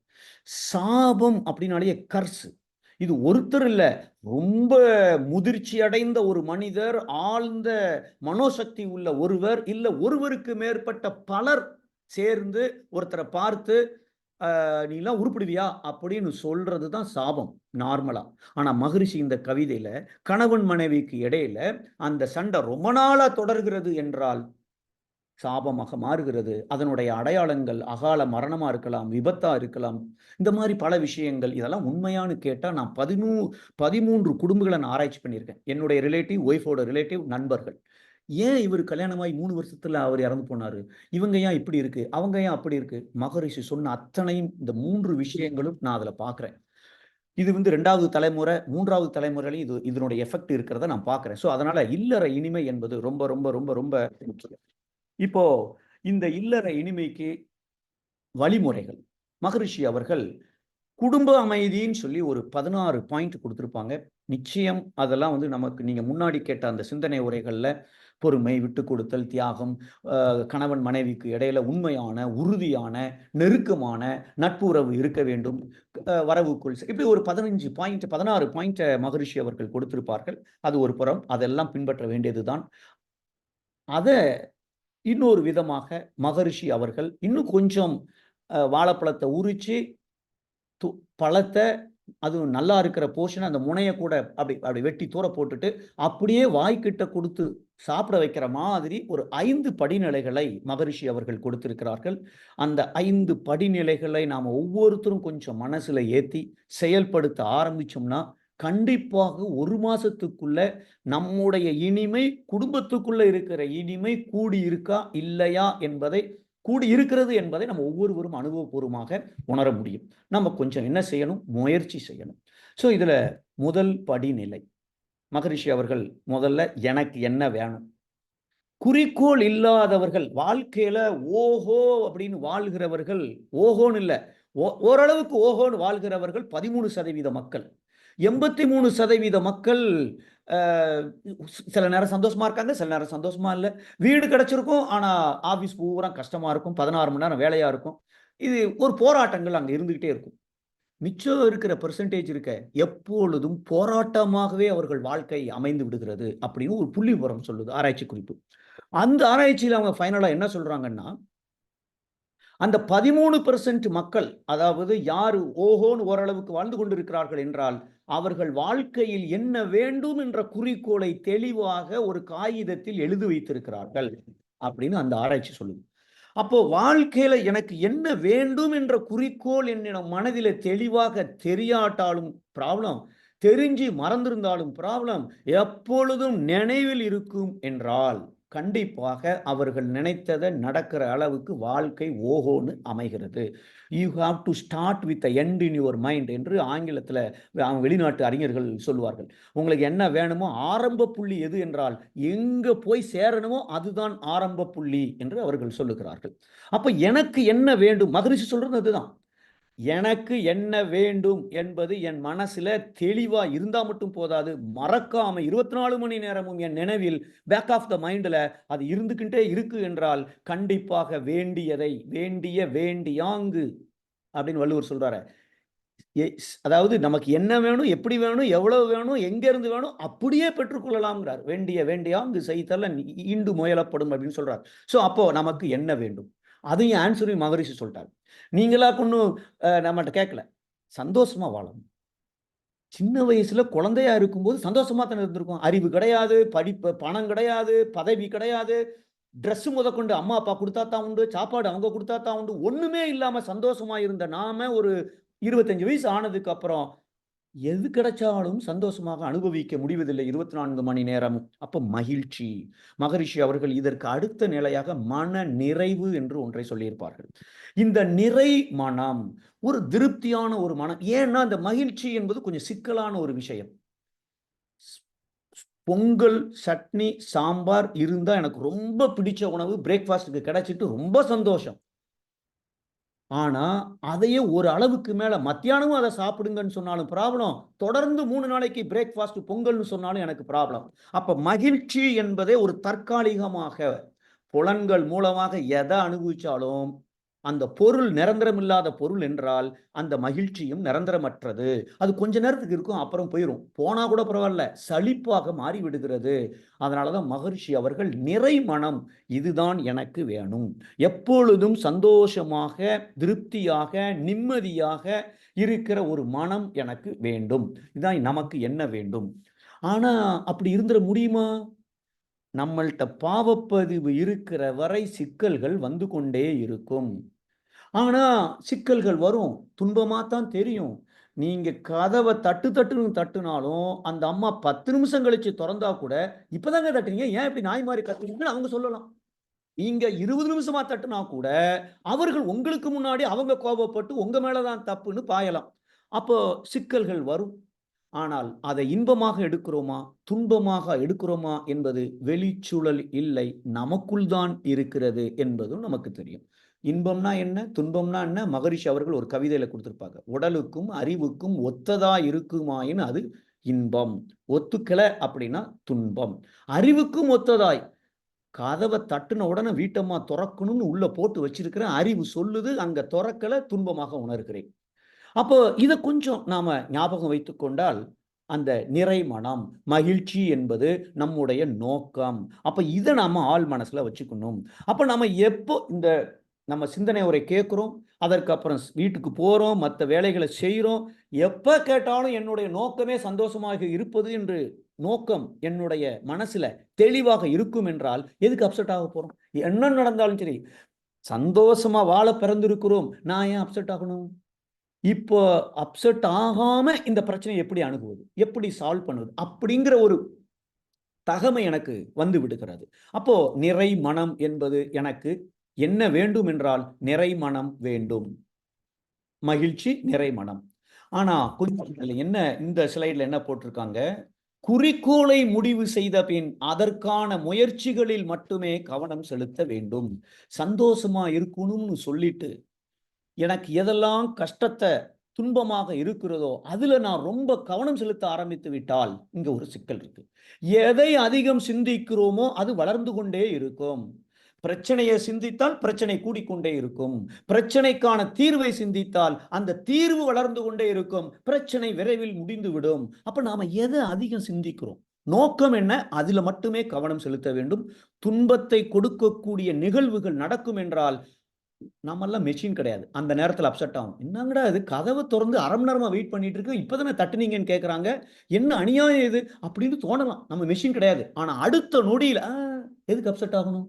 அப்படிங்கிற ஒரு விழிப்பு நிலைக்கு இத குறிக்கோள ஞாபகம் வச்சுக்கிட்டோம் அப்படின்னு சொன்னால், முதல் படிய நாம பாஸ் பண்றோம் அப்படின்னு அர்த்தம். இப்போ 2வது படி மகரிஷி அவர்கள் என்ன சொல்றாங்க? நம்ம குடும்பத்துல நம்மள சுற்றி யார் யாரெல்லாம் இருக்கிறார்களோ, இது குடும்பம் மட்டும் இல்ல. அலுவலகமா இருக்கலாம், மன்றமா இருக்கலாம், எதா வேணாலும் இருக்கலாம். ஒரு ரயில்வே ஸ்டேஷனா கூட இருக்கலாம். என்ன உதவி எப்படி செய்ய முடியும்? நம் தொடர்பில் இருப்பவர்களுக்கு வீட்டம்மா, குழந்தைகள், பெற்றோர்கள் எல்லோருக்குமே நான் என்ன உதவி எப்படி செய்ய முடியும்? அது மகரிஷி அவர்கள் வாழ்க்கை மலர்கள்ல இந்த பாயிண்ட்க்கு நீங்க முதல்ல இப்படி நினைங்க அது போதுங்கிறாரு. நினைச்சாலேயே நிறை செல்வம் வந்துருங்கிறார். அந்த கட்டுரையில அப்படி எழுதியிருப்பார். அப்போ வீட்டம்மா கதவை 20 நிமிஷம் கழிச்சு திறந்தா கூட அந்த நேரத்துல நான் என்ன உதவி எப்படி செய்ய முடியும் அப்படின்னு மனசுல அந்த செகண்ட் படி முதல் நோக்கம் சந்தோஷமா இருக்கிறது, அப்செட் ஆகக்கூடாது. இப்ப இந்த அம்மா ஏன் இப்படி டென்ஷன் ஆகி நம்ம கத்த வேண்டியது, ஆனா அவங்க கத்துறாங்களே, அப்ப அவங்களுக்குள்ள ஏதோ ஒரு டென்ஷன் இருக்க, நான் எப்படி இவர்களுக்கு என்ன உதவ முடியும், எப்படி உதவ முடியும் அப்படின்னு ஒரு தாட் இந்த 2வது படிநிலையை கொண்டு வந்துட்டோம் சொன்னால், அங்கதான் அதுக்கு பேர் தான் அன்பு. அன்பு என்றாலேயே பாதுகாப்பு, பராமரிப்பு. பாதுகாப்புனா என்ன அர்த்தம்? சின்ன 1 வயசு பாப்பா எந்திரிச்சு நிக்க பழகுது. கீழ விழுந்துராம அம்மா பார்த்துக்கிட்டே இருப்பாங்க. அது எந்திரிக்க விடுவாங்க. ஆனா விழாத அளவுக்கு ஒரு புரொடெக்ஷன் நின்னுட்டே இருப்பாங்க. கீழ விழுதும்போது கைய பிடிச்சுக்குவாங்க. ஆனா மித்த நேரம் விட்டுருவாங்க. அப்படி கீழ விழுந்து அடிபட்டுனா உடனே அறிவு இருக்கா உனக்கு? ஏன் விழுந்தேன்னு கேட்க மாட்டோம். உடனே விழுந்த இடத்த தடவி கொடுத்து, ஒண்ணும் இல்ல பாப்பா அது இதுன்னு உடனே தூக்கி கொஞ்சி, அது வலி தெரியாத அளவுக்கு என்ன செய்யணுமோ அத்தனையும் செய்கிறோம். ஒரு பாப்பா 1 வயசா இருக்கும்போது, 2 வயசா இருக்கும்போது. இதே இது பையன் 10 வயசு பையன் சைக்கிள்ல போய் கீழ விழுந்து வீட்டுக்கு வந்து அறிவில்ல. அதான் வேகமா போகாத, வேகமா போகாதன்னு எத்தன தடவ சொன்னேன். அதே அம்மா அங்க திட்டுறாங்க. கொஞ்சம் நம்ம யோசித்து பார்த்தால், அன்பில் வாழ்க்கையை ஆரம்பிக்கிறோம் குழந்தையா இருக்கும்போது. அப்போ அப்புறம் கொஞ்சம் கொஞ்சம் கொஞ்சமா ஏதோ அறிவு கூடணும்னு இதெல்லாம் டைல்யூட் ஆயிருது. அப்போ என்ன உதவி எப்படி செய்ய முடியும் என்றால் 2 பாராமீட்டர் பாதுகாப்பு, பராமரிப்பு. இந்த 2ம் என் மனசுல இருக்கு என்றால், எப்படி அவர்களுக்கு அவர்கள் துன்ப உணர்வு இல்லாமல் எப்படி பாதுகாப்பது? அப்படி ஒருவேளை வந்துட்டுனா அதை போக்குவதற்கு நான் எப்படி அவர்களை பராமரிப்பது? இந்த 2 வகையில இத செய்யணும். சரி, பாதுகாப்பு, பராமரிப்புன்னு சும்மா சொல்லிட்டீங்களே சார். இன்னும் கொஞ்சம் விளக்கமாக அதுவும் வாழைப்பழத்தில தோலை உரிச்சு கையில வாயில குடுக்கிற மாதிரி மகரிஷி அவர்கள் என்ன உதவி, எப்படி செய்ய முடியும் என்பதற்கு ஒரு 5 படிநிலைகளை கொடுத்திருக்கிறார்கள். ஸ்டெப் பை ஸ்டெப்பா மகரிஷி அவர்கள் கொடுத்திருக்கிறார்கள். முதல்ல அது அது அந்த 5 ஸ்டெப்ப பார்க்கிறதுக்கு முன்னாடி, என்ன உதவி எப்படி செய்ய முடியும் என்றால், கதவ தட்டி 20 நிமிஷம் கழிச்சு தொறக்குறாங்க. தொறக்கும் பொழுதே அவங்க கத்துறாங்கன்னா, முதல்ல எனக்கு கோபம் வந்திருக்கணும். அப்ப முதல்ல என் உணர்வு என்ன? அவர்கள் கத்துகிறார்கள். அவர்களுடைய உணர்வுகள் என்ன? இத கொஞ்சம் புரிஞ்சுகிட்டு, என்ன உதவி எப்படி செய்ய முடியும் என்றால், என்னுடைய உணர்வு என்ன சொல்லுகிறது? அவர்களுடைய உணர்வு என்ன சொல்லுகிறது? இத கொஞ்சம் நம்ம மனசுல கணக்கு போடணும். அதற்கு அப்புறம் அவர்களுக்கு எப்படி உதவி செய்வது என்பதற்கான திறமையை நான் வளர்த்துக் கொள்ள வேண்டும். அப்படி வளர்த்துக் கொண்டு உதவி செய்ய ஆரம்பித்தால், இல்லறத்துல இனிமை இல்ல, ஊற்றா பொங்கும்னு மகரிஷி அவர்கள் ஒரு கவிதையிலே குறிப்பிட்டிருக்கிறார்கள். இன்ப ஊற்று அங்க ஊற ஆரம்பித்து விடுகிறது. முதல்ல இத நினைச்சாலே போதும். அப்புறம் அது சொல்லாக மாறும். அப்புறம் அது செயலாக மாறிவிடும். அப்ப ஆரம்பத்துல முதல்ல நாம நினைக்க வேண்டும். இத இன்னும் கொஞ்சம் விளக்கமாக எப்படி செயல்படுத்துவது என்பதற்கு மகரிஷி அவர்கள் ஒரு 5 படிநிலைகளை கொடுத்திருக்கிறார்கள். 5 ஸ்டெப் கொடுத்திருக்கிறாங்க. முதல் ஸ்டெப், நான் எங்க இருக்கேன்? எப்படி இருக்கேன்? எந்த இடத்துல இருக்கேன் என்பது எனக்கு தெரிய வேண்டும். நீ எங்கு, எப்படி, எவ்விடத்தில் இருக்கிறாய் என்பதை கணித்துக்கொள். என்கிட்ட இருக்கிறது பேங்க்ல 10 லட்சம் தான் இருக்கு. நான் பாட்டுக்கு உதவி செய்றேன்னு சொல்லி வீட்டம்மாக்கு ஒரு வைர நெக்லஸ வாங்கி குடுத்துறக்கூடாது. அப்ப சிக்கல் இருக்கு அங்க. அதனால என்னுடைய கண்டிஷன் என்ன? அது எனக்கு முதல்ல தெரிந்திருக்க வேண்டும். அதை கணித்துக் கொண்டிருக்க வேண்டும். 2வது, இவற்றைக் கொண்டு என்ன நன்மை செய்ய முடியும் என்பதை நான் அத ஒரு கால்குலேஷன் போடணும். என்கிட்ட இவ்வளவு தான் இருக்கு. நான் படிச்சது இவ்வளவுதான். அப்ப இதை வைத்துக்கொண்டு எப்படி உதவி செய்ய முடியும்? அப்படிங்கிறதையும் நான் ஒரு கால்குலேஷன் நான் போட வேண்டும். 3வது, முடிந்த அளவுல எவ்வளவு அந்த உதவியை செய்ய முடியுமோ, அதை செய்து கொண்டே இரு. இது 3வது படி. நீ என்ன தகுதி இருக்கோ, என்ன கண்டிஷன்ல இருக்கியோ, அதை வைத்துக்கொண்டு என்ன உதவி செய்ய முடியுமோ, அதை செய்து கொண்டே இரு. உடனே அவர் மாத்த சொல்லல. முதல்ல இத செய், ஸ்டார்ட். அதற்கு அப்புறம் என் திறமையை எப்படி வளர்த்துக் கொண்டால் இன்னும் கொஞ்சம் சிறப்பாக உதவ முடியும் அப்படின்னு நான் யோசித்து என்னுடைய திறமையை வளர்த்துக் கொள்வதற்கு முயற்சி செய்ய வேண்டும். இல்லறத்துல இனிமே வராம போயிரும் இதெல்லாம் செஞ்சா. வீட்டம்மா வீட்டுக்கு ஒரு 15 கெஸ்ட கூப்பிட்டுருக்கோம். ஒரு 1 கிலோ வெங்காயத்த கட் பண்ணி ஆகணும். அப்போ வீட்டம்மா பண்றது கஷ்டம். எனக்கோ ஆனியன் கட் பண்ணி வெங்காயத்த கட் பண்ணி பழக்கமே இல்ல. ஆனா இப்ப நெறைய 1 கிலோ வெங்காயத்த எடுத்து உட்கார்ந்துருக்காங்க. எம்மா குடு நானும் வெட்டுறேன் அப்படின்னு சொல்லி. வெட்ட தெரியாட்டாலும். அவங்க எப்படி வெட்டுறாங்கங்கிறத கொஞ்சம் பார்த்துட்டு, அதற்கப்புறம் நான் கொஞ்சம் அப்படியே கட் பண்றதுக்கு கொஞ்சம் கொஞ்சமா முயற்சி செய்து அந்த திறமையை வளர்த்துக் கொண்டு அடுத்த தடவ உருப்படியா உதவி செய்ய ஆரம்பிச்சோம்னா, இல்லறத்துல இனிமை 100% கேரண்டீட். ஆனா இதெல்லாம் நாம செய்யும்போது கொஞ்சம் பிரச்சனை ஜாஸ்தியாகும். பயப்படவே கூடாது. மகரிஷி குடுத்திருக்கிற ஸ்டெப்ப அப்படியே பின்பற்றிட்டே போயிட்டே இருக்க வேண்டியதுதான். நீங்க முதல் நாள் ஆனியன் வெட்டி குடுப்பீங்க. அப்போ 20 கெஸ்ட் வந்திருக்காங்க, 1 கிலோ ஆனியன். அப்புறம் ஒரு மாசம் ஆச்சுன்னா வீட்ல ஒரு 5 பேர் வந்தா கூட, "ஏங்க நீங்க வெங்காயத்த மட்டும் கொஞ்சம் கட் பண்ணி குடுத்துருங்கம்பாங்க." அப்புறம் கெஸ்ட்டே வராட்டா கூட 2 பேர் இருந்தா கூட, "ஏங்க கொஞ்சம் வெங்காயத்த மட்டும் கட் பண்ணி குடுத்து நீங்க தான் அழகா கட் பண்றீங்களே." அப்படின்னு இப்ப யாருமே இல்லாட்டா கூட கட் பண்ண சொல்லலாம். செய்யணும். ஒரு ஸ்டேஜ்க்கு அப்புறம் அவங்க சொல்லுவாங்க, "ஏங்க நீங்க உங்க வேலைய பாருங்க. என்னால முடியலன்னா உங்களுக்கு சொல்லுவேன்." அந்த நிலை வரும். அது வரைக்கும் நம்மள்ட்ட கர்ம வினை இருக்கு. செஞ்சு தான் ஆகணும். இல்லற இனிமைக்கு நான் இன்னும் பாஸ் ஆகல. இது 2வது ஸ்டெப்பு. என்ன உதவி எப்படி செய்ய முடியும்? இந்த 4 ஸ்டெப்ப ஃபாலோ பண்ணாலேயே இன்ப ஊற்று ஊற ஆரம்பிச்சுரும். ஆனந்தம் அப்படிங்கிறாரு. இனிமை இல்ல, ஆனந்தம்ங்கிறாரு. அப்ப இந்த இல்லறத்துல இனிமை வேணும்னு சொன்னால், இங்கேயே 2வது ஸ்டெப்லயே மகரிஷி சொல்ட்டாங்க. ஆனந்தம் வந்துடுச்சுங்கிறாரு. ஆனா இன்னும் ஒரு 3 படிநிலைகளை குடுத்திருக்கிறாரு. அது என்னன்னு பார்ப்போம். இப்ப இந்த 2வது படிநிலையில உள்ளத நாம செயல்படுத்த முடியுமா அப்படின்னு கேட்டா, கொஞ்சம் சிக்கல் இருக்கு. அதுதான் 3வது, 4வது, 5வது ஸ்டெப்பா மகரிஷி அவர்கள் குடுத்திருப்பார். இது அவ்வளவு ஈஸியா செயல்படுத்த முடியாது. ஏன்னா 800 கோடி ஆண்டுகளாக விலங்கினத்திலிருந்து நாம வந்ததுனால, அந்த விலங்கின பதிவுகள் என்னிடம் இருப்பதினால், ஒரு நொடியில இத செயல்படுத்த முடியுமான்னா, கொஞ்சம் பிராக்டிஸ் தேவை, பயிற்சி தேவை. சில சில விஷயங்கள் தெளிவாக தெரிந்து, அத மட்டும் டச் பண்ணக்கூடாதுன்னு எனக்கு தெளிவாக இருந்தால், கண்டிப்பாக அந்த இடத்துல இத செயல்படுத்த முடியும். அதற்கு என்ன வேணும்? அப்படிங்கிறது 3வது படிநிலையில குடுத்திருக்கார். இப்ப இத ஃபாலோ பண்ணும்போது நமக்குள்ள இன்ப ஊற்று ஊற ஆரம்பிக்கும். வெங்காயம் வெட்ட ஆரம்பிப்போம். ஆனால் போக போக அந்த அம்மா கெஸ்ட்டே விருந்தாளியே வராம வெங்காயம் வெட்ட சொல்லும் பொழுது, நமக்கு ஒரு சிக்கல் வருகிறது. அது என்ன செய்யுது? இந்த இன்ப ஊற்றை அடைச்சு விடுது. அந்த வால்வ குளோஸ் பண்ணிருது. எது குளோஸ் பண்ணுதாம்? 3வது படிநிலை. அது என்னன்னா, கொஞ்சம் யோசிச்சு பார்ப்போம். இந்த 3வது படிநிலை போறதுக்கு முன்னாடி, இதெல்லாம் செய்றது கஷ்டமா சார்? முதல்ல கஷ்டமா இருக்கும். ஆனா, கஷ்டமே இல்லாம நாம செய்து கொண்டிருக்கிறோம். எங்க செய்து கொண்டிருக்கிறோம்? அப்போ ஒரு இடத்துல செய்ய முடியுது, இன்னொரு இடத்துல செய்ய முடியலன்னா, அப்ப எவ்வளவு பெரிய ஒரு மோசமான குணநலத்தோடு நான் வாழ்ந்து கொண்டிருக்கிறேன். கொஞ்சம் யோசித்து பாருங்க. யாரெல்லாம் மன்றத்துல சேவை செய்து கொண்டிருக்கிறார்களோ, அவர்கள் எல்லாம் இந்த 5 விஷயத்த அப்படியே ஃபாலோ பண்றாங்க. நான் சொல்றது மன்றம் உண்மையான ஆன்மீக ஒரு சங்கம். அப்ப அந்த சங்கத்துல நம்ம மன்றத்துக்குள்ள வந்தோனே ஒவ்வொருத்தரும் என்ன நினைக்கிறோம்? எனக்கு என்ன சர்வீஸ் பண்ண முடியும்? நான் அத செய்றேன். இன்னும் கொஞ்சம் என் திறமையை வளர்த்துக் கொண்டு சேவை செய்ய முடியுமான்னு பார்க்கிறேன். அந்த முதல்ல பாய் போடுறது தான் எனக்கு தெரியும். வேற எதுவும் தெரியாது. எங்க மன்றத்துல எத்தனையோ பேர் இருக்காங்க. 10th கூட படிக்காத லேபர். ஆனா பட்டிமன்றத்துல பேசியிருக்காங்க. அப்ப கொஞ்சம் யோசித்து பார்த்தால், நமக்கு முதல்ல ஆரம்பத்துல பாய மட்டும் போட ஆரம்பிக்கிறாரு.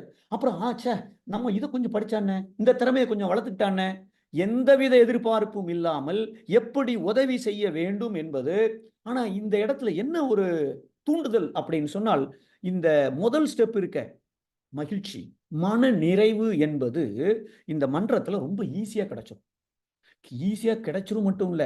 அது ஒரு போதையா கூட நமக்கு மாறுறதுக்கு வாய்ப்பு இருக்கு. வீட்டு வேலைய கூட மறந்துட்டு நாம இந்த மன்றத்துல சேவை செய்கிற சில பேர்லாம் இருக்காங்க. அது பாவம் தான். ஆனால் செய்கிறார்கள். ஏன்? அது ஒரு ஆன்மீக போதை. அப்போ நாம இத மகரிஷி தப்புன்னு சொல்றாங்க. நான் ஆசிரியர் பயிற்சி ஆழியார்ல அட்டெண்ட் பண்ணும்போது மகரிஷி பேசும்பொழுது, "நீங்கலாம் ஆசிரியர் ஆயிட்டீங்க. அதுக்காக நீங்க வீட்டு கடமைகள செய்யாம, உங்க கடமைகள செய்யாம இங்க வந்து சர்வீஸ் பண்றது நல்லதல்ல." அப்படின்னு சொல்லி நான் காதால கேட்டுருக்கேன். கொஞ்சம் யோசித்து பார்த்தால், மன்றத்துல இந்த 5 ஸ்டெப்ப ஃபாலோ பண்றோம். ஏன் இல்லறத்துல பின்பற்ற முடிவதில்லை? அப்ப நம்ம எங்கேயோ ஒரு தப்பு பண்ணிட்டு இருக்கோம் வீட்டுக்குள்ள. சில விஷயங்கள நம்மளா டிஃபால்ட்டா வீட்டம்மா ஒண்ணும் சொல்ல மாட்டாங்க. எத பண்ணாலும் பேசலாம் அப்படின்னு நம்ம நெனச்சிருக்கோம். அப்ப இத கொஞ்சம் நம்ம மாற்றிக்கொண்டால், கண்டிப்பாக இத நாம செயல்படுத்த முடியும்.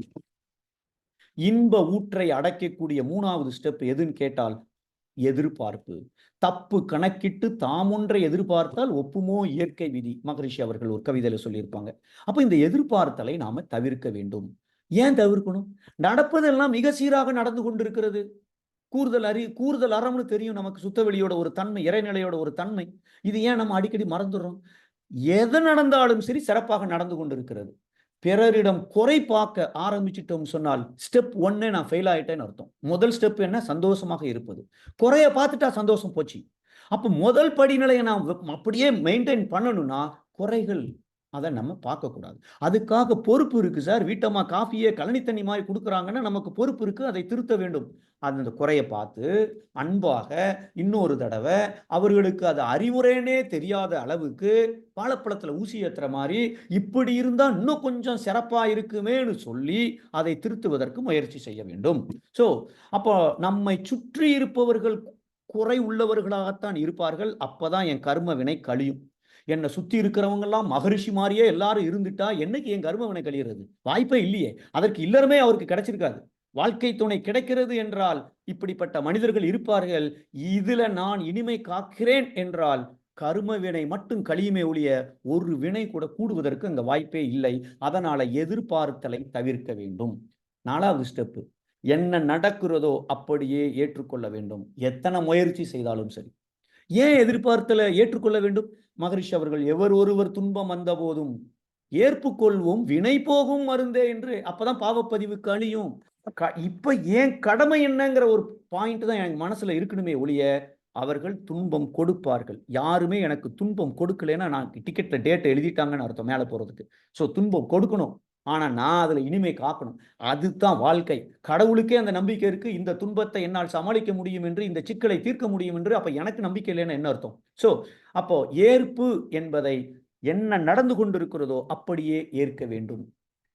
இதுல சில விஷயத்தை ஞாபகம் வச்சுக்கணும். என்ன ஞாபகம் வச்சுக்கணும்? ஏற்றுக்கொள்ள வேண்டும் என்பதற்காக பிறரை மேய்ப்பதோ அடக்கி ஆள்வதோ நம்முடைய வேலை அல்ல. இது மகரிஷியோட வார்த்தைகள். பிறரை மேய்ப்பதோ அடக்கி ஆள்வதோ என்னுடைய வேலை அல்ல. ஞாபகம் வச்சுக்கிறோம். ஒவ்வொருவருக்கும் அவர்களுக்குன்னு ஒரு அறிவு இருக்கு, பொறுப்புணர்ச்சி இருக்கு, செயல் திறமை இருக்கு, அனுபவம் இருக்கு. அதன்படி அவர்கள் வாழ்ந்து கொண்டிருக்கிறார்கள். வீட்டம்மா 20 நிமிஷம் கழிச்சு திறந்துட்டு நம்மள திட்டுறாங்கன்னு சொன்னால் அவர்களுடைய அனுபவம் அப்படி, பொறுப்புணர்வு அப்படி இருக்கு, செயல் திறமை அப்படி இருக்கு, அறிவு அப்படி இருக்கு. அது அவர்கள் படி வாழ்ந்து கொண்டிருக்கிறார்கள்.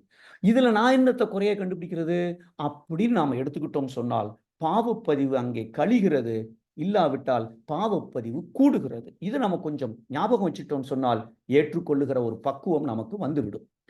ஆக்சுவலா மகரிஷி அவர்கள் இறை வழிபாடு என்பதே எது நடக்கிறதோ அதற்கு முரண்பாடு இல்லாமல் வாழ்வதே உண்மையான இறை வழிபாடு. சாமி கும்பிடுறது இல்ல. அந்த சாமி எதை நடத்தி கொண்டிருக்கிறதோ அதற்கு முரண்படாமல் நான் வாழ்வதே உண்மையான இறை வழிபாடு என்று விளக்கம் கொடுத்திருப்பார்கள். அப்ப இந்த 4வது ஸ்டெப் ஏற்றுக்கொள்ள வேண்டும். 5வது ஸ்டெப் நம்முடைய கடமையை செய்யறோம். பற்றற்ற நிலையில செய்யறோம். என் கடமை என்னவோ அதை செய்யறோம். அப்ப கடமை கதவை தட்டுறோம். 20 நிமிஷம் ஆச்சு திறக்கிறதுக்கு. என் கடமை என்ன? வீட்டுக்குள்ள போகணும். இப்ப நான் அடுத்த ஆபீஸ்ல இருந்து வந்தாச்சு. என்ன செய்யணுமோ அதை செய்யணும். அவ்வளவுதானே. அந்த இடத்துல வீட்டம்மா இவ்வளவு நேரம் கழிச்சு திறந்து திட்டுறாங்கன்னா டிட்டாச் ஆகும். பற்றற்ற நிலைக்கு வந்துடணும். கொஞ்ச நேரத்துக்கு யோசிச்சு பார்ப்போம். அந்த திறந்தது அம்மாவா இருந்தா நம்ம என்ன பண்ணியிருப்போம்? ஏம்மா தூங்கிட்டியாம்மா? நீ கவனிக்கலையாம்மா? நான் ரொம்ப நேரமா தட்டிட்டு இருக்கேம்மா. நீ ஏதாவது டென்ஷன்ல இருக்கியாம்மா? இவ்வளவு அன்பா அம்மா போட்டு பேசுறோம். வீட்டம்மா திறந்தா அறிவு இல்லையா? காது கேட்கலையா? எங்க இருந்த? என்ன பண்ணிட்டு இருக்கு? இத்தனை கேள்வி எனக்கு வருகிறது என்றால் அங்க டிட்டாச் ஆகல. பாசம் அங்க ஒட்டிட்டு இருக்கு. சிக்கலா இருக்கு. அப்போ பற்றற்ற நிலையில் நீதி உணர்வோடு. நீதி உணர்வுனா என்ன அர்த்தம்? அப்ப பார்த்தோம் ஒரு எக்ஸாம்பிள். ஃபோன் பண்றாரு அண்ணன். வீட்டுக்காரரோட அண்ணன் வந்தா வீட்டுக்கு வராதீங்க, தன்னோட அண்ணன் வந்தா வீட்டுக்கு வாங்க. Double standard. அப்ப இது நீதி உணர்வு அல்ல. அன்பாக, பாதுகாப்பு, பராமரிப்பு இந்த இரண்டையும் மனதில் வைத்துக்கொண்டு ஏன் கடமை என்னவோ அதை செய்யணும். தாமரை இலையில தண்ணீர் மேல இருக்குன்னா ஒட்டாது. அதே போல என்னுடைய கடமையை செய்யும் பொழுது அட்டாச்சா இல்லாம நான் செய்ய பழக வேண்டும். அதுதான் 5வது ஸ்டெப். இதை செய்யல அப்படின்னா அங்க பாசம் வந்துடும், பொருள் பற்று வந்துடும், புலன் மயக்கம் வந்துடும், சிக்கல் அங்க வந்து விடுகிறது. ஸோ இதுவும் அந்த ஆனந்தத்தை ஸ்பாயில் பண்ணக்கூடியது, இனிமையை கெடுக்கக்கூடிய ஒரு விஷயம். ஏன் கடமை என்ன? இதைத்தான் நாம அங்க கவனம் செலுத்த வேண்டும். இப்போ 5 படிகள் பார்த்திருக்கோம் நம்ம இதுவரைக்கும். என்னெல்லாம் நமக்கு என்ன வேண்டும்? சந்தோஷம், மன நிறைவு வேண்டும். நான் என்ன உதவி எப்படி செய்ய முடியும் என் வாழ்க்கையில தொடர்புல இருக்கிறவர்களுக்கு? பிறருடைய உணர்ச்சிகள், அதை நம்ம ஏற்றுக்கொள்கிறோம். அதாவது பிற உணர்ச்சிகளை புரிந்து கொள்கிறோம். எப்படி உதவ வேண்டும் என்ற திறமையை வளர்த்து கொள்கிறோம். எதிர்பார்ப்பை குறைக்கிறோம் அல்லது தவிர்க்கிறோம். என்ன நடக்கிறதோ அப்படியே ஏற்றுக்கொள்கிறோம். ஏன் கடமை என்ன? இதைத்தான் நான் ஃபோக்கஸ் பண்றேன். அதை மட்டும் நான் செய்யறேன். இந்த 5 படிநிலைகளை நான் செய்ய ஆரம்பிச்சிட்டேன்னு சொன்னால் கண்டிப்பாக இல்லறத்துல இனிமை என்பது கேரண்டிடா அங்க வரும். இல்லறம் மட்டுமல்ல, இதை அலுவலகத்துல பின்பற்றினா அங்கேயும் வெற்றி கிடைக்கும். எந்த இடத்துல இதை பின்பற்றினாலும் சரி, அங்க வெற்றி கண்டிப்பாக கிடைக்கும். ஆனா இந்த 5 விஷயங்களை பின்பற்றணும். இந்த 5ஐயும் செய்ய விடாம ஒண்ணு தடுக்கும். அதனால அந்த ஒரு பாயிண்ட்டை மட்டும், ஒரு ரூல், அதை மட்டும் நான் ஃபிக்ஸ் பண்ணிட்டேன்னு சொன்னால் கண்டிப்பாக இந்த 5 விஷயங்கள் இல்ல, மகரிஷி அவர்கள் குடும்ப அமைதிக்கு கொடுத்திருக்கிற அந்த 16 பாயிண்ட்ல கிட்டத்தட்ட 12 பாயிண்ட்டையும் நாம செயல்படுத்திடலாம், சுலபமாக செயல்படுத்திடலாம். அப்போ அது என்ன அப்படின்னு பார்த்தா, நம்மளுடைய மனசுக்கு ஒரு பசி இருக்கு. ஒரு ஒரு எப்போதுமே ஒரு பசியிலேயே அந்த மனம் ஏங்கிக் கொண்டிருக்கிறது. இப்ப வயித்துல ஒரு பசி இருக்கு, 3 நாளா சாப்பிடல. இப்ப 3 நாளா நான் சாப்பிடலைன்னா பிறர் என்ன சொன்னாலும் சரி நான் கேட்கவே மாட்டேன். என் காதிலே விழாது. யார பசியோட இருக்கிற ஒரு ஆள்ட்ட போய் அந்த கதவ மூடு, அவர் மூடுவாரு. மூட மாட்டார். எரிச்சல் வரும், கோபம் வரும். அவர் பசி 2 நாளா 3 நாளா பசியோட இருந்துட்டு இருக்காரு. இப்போ அந்த உடலுக்கு பசி இருந்தால் மனம் வேற எதுலயும் கவனம் செலுத்தாது. அந்த பசியை எப்படி தீர்ப்பது?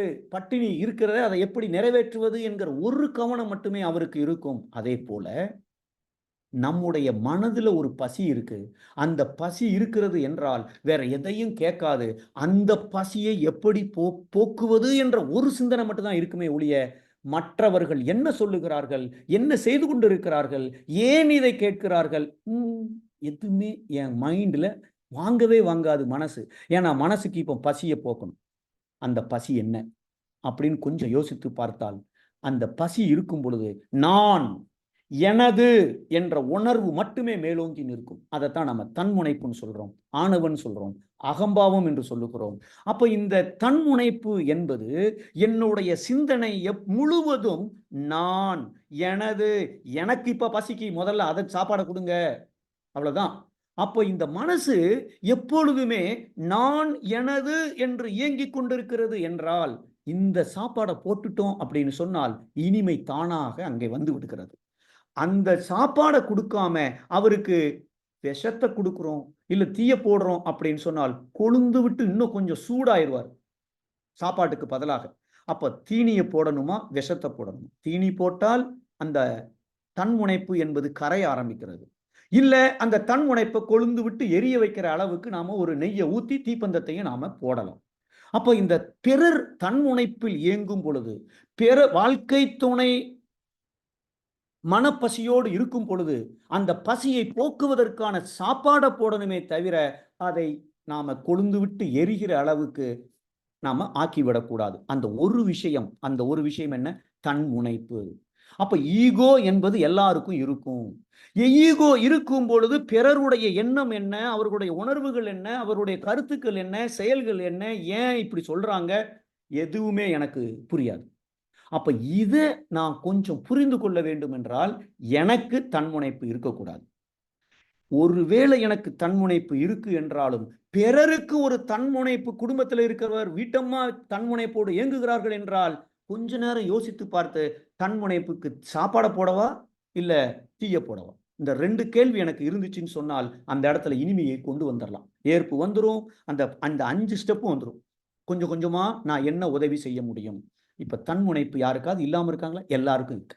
அப்போ வாழ்க்கையில இந்த மனதோட பசி தன்முனைப்பை பொறுத்து தான் அணுகுமுறை என்பது இயங்கிக் கொண்டிருக்கிறது. அப்ப நாம எப்படி வாழ்க்கையை அணுகுகிறோம்? வீட்டம்மா ஏதோ ஒண்ணு சொல்லும்போது அவங்க என்ன பதில் சொல்றாங்க, அதுக்கு நான் எப்படி வீட்ல இருந்து ஆபீஸ்ல இருந்து வீட்டுக்கு வந்த உடனே அந்த வீட்டம்மா முகத்தை பார்த்தோன்னே ஏம்மா டல்லா இருக்கேன்னு கேட்கிறாரு. உங்கள்ட்ட சொல்லி என்ன பிரயோஜனம்? அப்படின்னு அந்த அம்மா கோபத்துல சொல்றேன். சரி வீட்டம்மா டென்ஷனா இருக்காங்க. இப்போ ஒண்ணும் கேட்க வேண்டாம். அப்படி சொல்லிட்டு சரி ஓ அப்படின்னு சொல்லிட்டு இவர் வேற அதானே நான் எக்கேடு கேட்டா உங்களுக்கு என்ன? உங்க பாட்டுக்கு போங்க. அப்படின்னு அந்த அம்மா மறுபடியும் 2வதுல ஒரு ஸ்டேட்மெண்ட் சொல்றாங்கன்னு வச்சுக்கோங்க. சரி சொல்லு.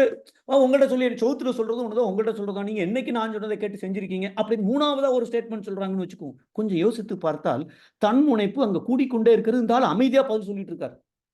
இந்த ஸ்டேஜ் ஏன் வந்துச்சுன்னு சொன்னா ஆரம்பத்துல இருந்தே தீனி போடாம தீய போட்டு தன்முனைப்பை கொழுந்து விட்டு எரிய வச்சிருக்கிறார் 12 வருஷமா. இப்ப இந்த ஒரு ஸ்டேஜ்ல வந்து நிக்குது என்றால் இந்த இடத்துல இனிமையை கொண்டு வரணும்னா கடும் முயற்சி எடுக்கணும், கொஞ்ச நாள் ஆகும். அப்போ இந்த தன்முனைப்புக்கு நாம என்ன செய்யணும்? ஒரு டால்பின் ஷோ ஒன்று துபாயில பார்த்தேன். அந்த டால்பின் வந்து நமக்கு நல்லா தெரியும் அது எப்படிப்பட்ட ஒரு சூழ்நிலை அப்படியே நெருங்கி அது பாட்டுக்கு போய்கிட்டே இருக்கும். ஆனா அப்பப்ப அந்த டால்பினுக்கு இவங்க சொல்றதெல்லாம் அது கேட்கறதுக்கு அந்த ஸ்விம்மிங் பூலுக்கு வெளிப்புறமா ஒருத்தன் நிற்பான். அது ஒரு 4 ரவுண்ட் அடிச்சுச்சுன்னா அவன்கிட்ட வரும். இவர் சாப்பாடா வச்சிருக்கிறார். ஏதோ ஒரு சாப்பாடு இந்த ஃபிஷ் துண்டா ஏதோ ஒன்று வச்சிருக்கிறார். அது வாயை திறக்குது, அப்படியே டக்குன்னு போடுதார். அதை வாங்குது, அடுத்தாப்புல ஜம்ப் பண்ணுது, அதுக்குள்ள போகுது, இதுக்குள்ள போகுது. இவர் சொன்னதெல்லாம் இந்த டால்பின் செய்யுது. அதே போல நம் வாழ்க்கையில நம்ம சம்பந்தப்பட்டவர்கள் தன்முனைப்பை காண்பிக்கிறார்கள் என்றால் அப்படியே சாப்பாடை தான் போடும். நீ கத்துறியா? கத்துமா, நான் திருப்பி கத்த போறதில்ல, நான் அப்செட் ஆக போறதில்ல. முதல்ல உன் தன்முனைப்பை நான் தீர்க்கிறேன். அதற்கப்புறம் என்ன செய்யணும்னு யோசிப்போம். அப்படிங்கிற ஒரு ஃபர்ஸ்ட் ஸ்டேஜ் முதல் 2 நிமிஷம் ரொம்ப ரொம்ப ரொம்ப ரொம்ப கிரிட்டிக்கல். அப்போ ஒரு சாதாரண விஷயமா இருக்கட்டும், வீட்டுக்கு என்ன பெயிண்ட் அடிக்கலாம் அப்படின்னு 2 பேரும் டிஸ்கஸ் பண்றாங்க. இந்த 2 பேர்ல ஒரு ஆர்கியூமெண்ட் நடக்குனாலேயே 2 பேரும் தன்முனைப்புக்கு தீய போட்டுட்டு இருக்காங்கன்னு அர்த்தம். அந்த அம்மா மஞ்சள் கலர் போடணும்னு மஞ்சள் அது ஒரு கலரா? உனக்கு என்ன அறிவு இல்லையா? இந்த கலர் போய் செலக்ட் பண்றேன்னு சொல்லிட்டாரு. தன்முனைப்புல நெய்யை ஊத்தி தீய போட்டுட்டாருன்னு அர்த்தம். மஞ்சள் கலர் சொல்றியேம்மா, நல்லா தான் இருக்குமோ? சரி ரைட், பரவாயில்ல, நம்ம அதையும் ஒரு ஆப்ஷன் வச்சுக்குவோம். நான் நினைக்கிறேன் ஒரு லைட் ப்ரௌன் கலர் போட்டா, நீ எப்படி நினைக்கிற? இப்படி கேட்டால் தீனிக்கு சாப்பாடை போட்டு நமக்கு என்ன நோக்கமோ அதை நோக்கி போய் கொண்டிருக்கிறோம் என்று அர்த்தம். இதே மாதிரி இதே மாதிரி நிறைய எக்ஸாம்பிள்ஸ் நம்ம தினசரி வாழ்க்கையில பார்க்குறோம். இது எல்லாமே நம்ம வீட்டில் நம்ம சுத்தி நடக்கிற குறைகள். இதை நம்ம கொஞ்சம் காத்துட்டோம் அப்படின்னு சொன்னால், இந்த தன்முனைப்பு இருக்கிறது என்றால் குறை காண்போம். நம்மளை சுத்தி நடக்கிறதுல தப்பு தான் முதல்ல தெரியும். மகரிஷிங்க என்ன சொல்றாங்க? குற்றமே காணும் குறையுடையோர் வாழ்வு. அவங்கெல்லாம் ஊனம்ங்கிற ஒரு ஊனம்னு நான் சொன்னா ஊனம்னு சொல்லுவேன். ஆனா அவர் குறையுடையோர் வாழ்வினிலைன்னு சொல்றாரு. யாரெல்லாம் குற்றத்தை குறைகளை பார்க்கிறார்களோ அவர்கள்லாம் ஊனமுற்றவர்கள்ங்கிறது என் மொழியில நான் கொஞ்சம் காட்டமா சொல்லணும்னா அப்படி சொல்லலாம். குற்றமே காணும் குறையுடையோர் வாழ்வினிலே பெற்ற பயன் அவங்களுக்கு என்ன பலன் கிடைச்சுன்றா? சினம், வஞ்சம், பொறாமை, வருத்தம் இவற்றால் முற்றும் இழந்தார். சுத்தமா போயிருங்கிறார். என்னது? வாழ்வில் இன்பம். அது மட்டுமல்ல, சந்தோஷம் மட்டும் போகாது, பிறவி பயனே போயிருங்கிறாரு. அடுத்த பிறவிக்கு போய்கிட்டே இருக்குங்கிறாரு. அப்போ நாம கொஞ்சம் கவனமாக, இந்த குறை என்பது தன்முனைப்பின் அடையாளம், இதை கொஞ்சம் நிப்பாட்டும். தன்முனைப்புக்கு தீயா விஷமா? இப்ப தீனி போடுறோம் அப்படின்னா அவர்கள் மேல், பிறர் மேல், குடும்பத்தில் இருக்கிற வாழ்க்கை துணை, குழந்தைகள், பெற்றோர்கள் அக்கறை செலுத்தணும். அவர்கள் சார்பா நம்ம சிந்திக்கணும். சந்தர்ப்பம் கிடைக்கும் போதெல்லாம் பாராட்டணும். எத்தனை கல்யாண வீடு, சடங்கு வீடு, அந்த ஃபங்க்ஷன், பர்த்டே எது இருந்தாலும் சரி, கணவனும் மனைவியும் ஒன்னா போகணும். அப்படியே லீவ் போட்டாது ஒன்னா போகணும். அப்பதான் அங்க காந்த கலப்பு ஏற்படுவதற்கு, இனிமையை கூட்டுவதற்கு எந்த அளவுக்கு ஒன்றாக இருக்கிறோமோ அதுக்கெல்லாம் நமக்கு ஹெல்ப் பண்ண போகுது. அன்பாக எதை செய்தாலும் அது நம்ம செய்யறது அன்பா செய்யும். திட்டிக்கிட்டே செய்யறதுக்கு பதிலாம அன்பா செய்யறோம். அட்வைஸ் கேட்கிறோம். என்னமா பெயிண்ட் அடிக்கலாம்? அந்த ஆலோசனை கேட்கும்போது தன்முனைப்பை நம்மளும் கொஞ்சம் அமுக்கி வச்சிருந்து, அவங்க கருத்து என்ன, நம்ம கருத்து என்ன, கொஞ்சம் சைலண்டா அந்த அம்மா செயல் போட்டிருக்காங்கன்னே இவருக்கு டென்ஷன் ஆகக்கூடாது. ஸோ இதெல்லாம் அப்போ இதை மகரிஷி அவர்கள் ரொம்ப சிம்பிளா ஒரு வார்த்தையில சொல்லியிருப்பாங்க. இல்லற இனிமை வேணும்னா அந்த 16 பாயிண்ட் கொடுத்துருக்காங்களே, அதுல ஒரு பாயிண்ட் இந்த ஒன்றை ஃபாலோ பண்ணா போதும். அந்த தன்முனைப்புக்கு நாம தீனி தான் போடுவோமே ஒழிய தீ விட்டு கொழுந்து விட்டு எரிகிற அளவிலே செயல் இருக்காது. அது என்னன்னு கேட்டா, ஒருவர் மற்றவருடைய கருத்துக்களுக்கும் உணர்வுகளுக்கும் மதிப்பு தர வேண்டும். மதிப்பு தருகிறோம் என்றால் சாப்பாடு போடுறோம், அடுத்தவர்கள் எப்படி இருந்தாலும் சரி. இல்ல விஷத்தை ஊத்துகிறோம், இன்னும் கொஞ்சம் மோசமாக இனிமை கெட்டுக்கொண்டு இருக்கிறது என்று அர்த்தம். ஆக நாம செய்ய வேண்டியது, குடும்பத்துல யாராவனாலும் இருக்கட்டும், அவர்கள் என்ன சொன்னாலும் சரி அவர்களுடைய கருத்துக்களுக்கு மதிப்பு கொடுக்க வேண்டும். அவர்கள் என்ன உணர்கிறார்களோ அதற்கு மதிப்பு தர வேண்டும். இதை வீட்டில் ஒருத்தர் ஃபாலோ பண்ணா போதும், கண்டிப்பாக இல்லற இனிமை என்பது வந்துவிடும். அந்த இடத்துல மதிப்பு கொடுக்காத போதுதான் நம்ம சொல்ற அந்த 5 பாயிண்ட் ஃபாலோ பண்றது ரொம்ப கஷ்டமாயிடும். இது தன்முனைப்பின் அடையாளம் எது என்றால் இதை மதிப்பு கொடுக்காத போது. இதை நம்ம ஃபாலோ பண்ண ஆரம்பிச்சுட்டோம்னு வச்சுக்கோங்க. இப்போ ஆக்சுவலாக மன்றத்தில் வந்து கொஞ்சம் மெடிடேஷன்லாம் பண்ணி கொஞ்சம் அமைதியாக எல்லாத்தையும் ஏற்றுக்கொள்கிற ஒரு மனப்பான்மையிலே வாழ ஆரம்பிச்சுட்டாலே கொஞ்சம் சிக்கல் கூடலாம். இல்லை நம்மளை ரொம்ப அலட்சியப்படுத்தலாம், அவமானமும் படுத்தலாம். ஆஃபீஸ்லேருந்து ரொம்ப டயர்டாக பசியோடு வந்திருக்கார். அந்த அம்மா டிவி சீரியல் பார்த்துட்டு இருக்காங்க. ஏன்பா வயிறு பசிக்குமா? அம்மா கொஞ்சம் வெயிட் பண்ணுங்க, பிரேக் போடும்போது சாப்பாடு வைக்கிறேங்கிறாங்க. அந்த அம்மா ஒரு பிரேக்ல தட்டையும் டம்ளரையும் கொண்டு வந்து வச்சுட்டாங்க. ஆனால் சாப்பாடை எடுத்துட்டு வரல. அதுக்குள்ள ஏதோ போட்டு அடுத்த பிரேக்ல உங்களுக்கு சாப்பாடு வைக்கிறேங்கிற ஒரு அர்த்தத்துல தட்டை வச்சு கொஞ்சம் வெயிட் பண்ணுங்க அப்படின்னு சொல்லிட்டு உட்கார்ந்துட்டாங்க. அடுத்த பிரேக் வரும்பொழுது இந்த அம்மா பாக்குறாங்க. பார்த்துட்டு, ஏங்க சாப்பிட்ட தட்டை கழுவப்படணும் கூட அறிவு கிடையாதுங்க, உங்க அம்மா எப்படிங்க வளர்த்தாங்கன்னு சொன்னா கூட அவர்களுடைய கருத்துக்களுக்கும் அவர்களுடைய உணர்வுகளுக்கும் மதிப்பு கொடுத்தால் நிச்சயமாக எதிர்காலத்துல இவர் நினைப்பதை அந்த அம்மா செய்வார்கள், அவர்கள் நினைப்பதை இவர்கள் செய்வார்கள். அதுவே இல்லறத்தில் இனிமை அல்லது இல்லறத்தில் ஆனந்தம். அப்படிப்பட்ட ஒரு வாழ்க்கை அமையணும்னா இந்த மகரிஷி சொல்லுகிற விஷயத்த நாம ஃபாலோ பண்ணணும். இதை ரொம்ப சிம்பிளா மகரிஷி அவர்கள் இந்த கவிதையில கொடுத்திருப்பாங்க. நமக்கு அந்த மெச்சூரிட்டி வருகிற வரை, பழுத்த நிலை வரும் வரையில் நீ நான் என்போம், பதம் அடைந்தோம், ஒன்றானோம், பரமானந்தம். வீட்டம்மா யாரு, எல்லாம் ஒண்ணுதான் நினைச்சிட்டோம், இது ஈஸியா வந்துடும். தன்முனைப்பை மறந்துட்டோம், இறைவனை மறந்து விட்டோம் என்றால் இறை மறதி என்பது தன்முனைப்பு. அப்போ அங்க சிக்கல் வந்து விடுகிறது. இதை நாம கொஞ்சம் பின்பற்றிட்டால் இல்லறத்துல இனிமை மட்டுமல்ல ஆனந்தமே கிடைக்கும். அப்படிப்பட்ட ஆனந்தம் உங்கள் ஒவ்வொருவருக்கும் கிடைக்க எல்லாம் அல்ல இறை ஆற்றலையும் அருட்பேராற்றலையும் குருவையும் வேண்டி வணங்கி வாய்ப்பளித்த நல்ல உள்ளங்களுக்கு நன்றிகள் பாராட்டி இந்த உரை இத்தோடு நிறைவு செய்கிறேன். நன்றி. வாழ்க வளமுடன், வாழ்க வளமுடன், வாழ்க வளமுடன். ஐயா மிக மிக அற்புதங்க ஐயா. ரொம்ப ஆக்சுவலா ஒவ்வொரு குடும்பத்திலும் நடக்கிறது அப்படியே என்னமோ போட்டோ காப்பி எடுத்த மாதிரி வேற பேசிட்டு இருக்கிறீங்க. நல்ல அற்புதமான கருத்துக்கள்ங்க. இதை அடிக்கடி நம்ம ஜூம்ல கொஞ்சம் இன்னொரு மறுமுறைக்கு இதை அப்படியே எங்களுக்காக நீ கொஞ்சம் ரிவ்யூ பண்ணீங்கன்னா இன்னும் கொஞ்சம் நல்லா இருக்கும்னு என்னுடைய கணிப்புங்க. ஏன்னா மக்கள்கள் வந்து ஒரு தடவை சொல்லி திருந்துற மாதிரி தெரியல. அதை கேட்க கேட்க கொஞ்சம் கொஞ்சமா திருந்தினா கூட பரவாயில்லைங்க ஐயா. நம்ம அவங்கள பாராட்டலாம். அதனால மிக அற்புதமாக சொன்னீங்க. இனிமைக்கான 5 படிகள் சொன்னீங்க. நாம் எதா இருந்தாலும் விட்டு கொடுத்தல், சகிப்புத்தன்மை, தியாகத்துல இருந்தாதான் நம்ம குடும்பம் நல்லா இருக்குங்கிற கருத்துக்களை அடிக்கடி சொன்னீங்க. நல்லா ஏற்றுக்கொள்றதை வச்சுக்கணும். கடமையை நம்ம ஒழுங்கா ஒழுங்கா செய்யணும். நமக்கு என்ன வேண்டும்ங்கிற மனநிறைவு மெதுவா வச்சுக்கணும். இன்ப ஊற்றை அடையக்கூடிய எதிர்பார்த்தல், ஏற்றுக்கொள்ளுதல், அவர்களுடைய அறிவு, நம்மளுடைய அறிவு, கடமை, பற்றற்ற நீதி உணர்வோடு அன்பாக இருக்கணும்ங்கிறீங்க. உடல் பசி, வயிற்று பசி, மனதின் பசி, இதுக்கெல்லாம் நல்ல தெளிவா சொன்னீங்க ஐயா. மிக அற்புதம். ஆகவே இப்பொழுது மிக அற்புதமான ஒரு ஆழ்ந்த கருத்தினை கொடுத்த நாம் நம்ம அனைவரும் சேர்ந்து துரிய நிலையிலிருந்து ஐயா அவர்களை வாழ்த்துவோம். அனைவரும் ஒரு நிமிடம் துரிய நிலைக்கு வந்துருமாறு கேட்டுக்கொள்கிறோம்.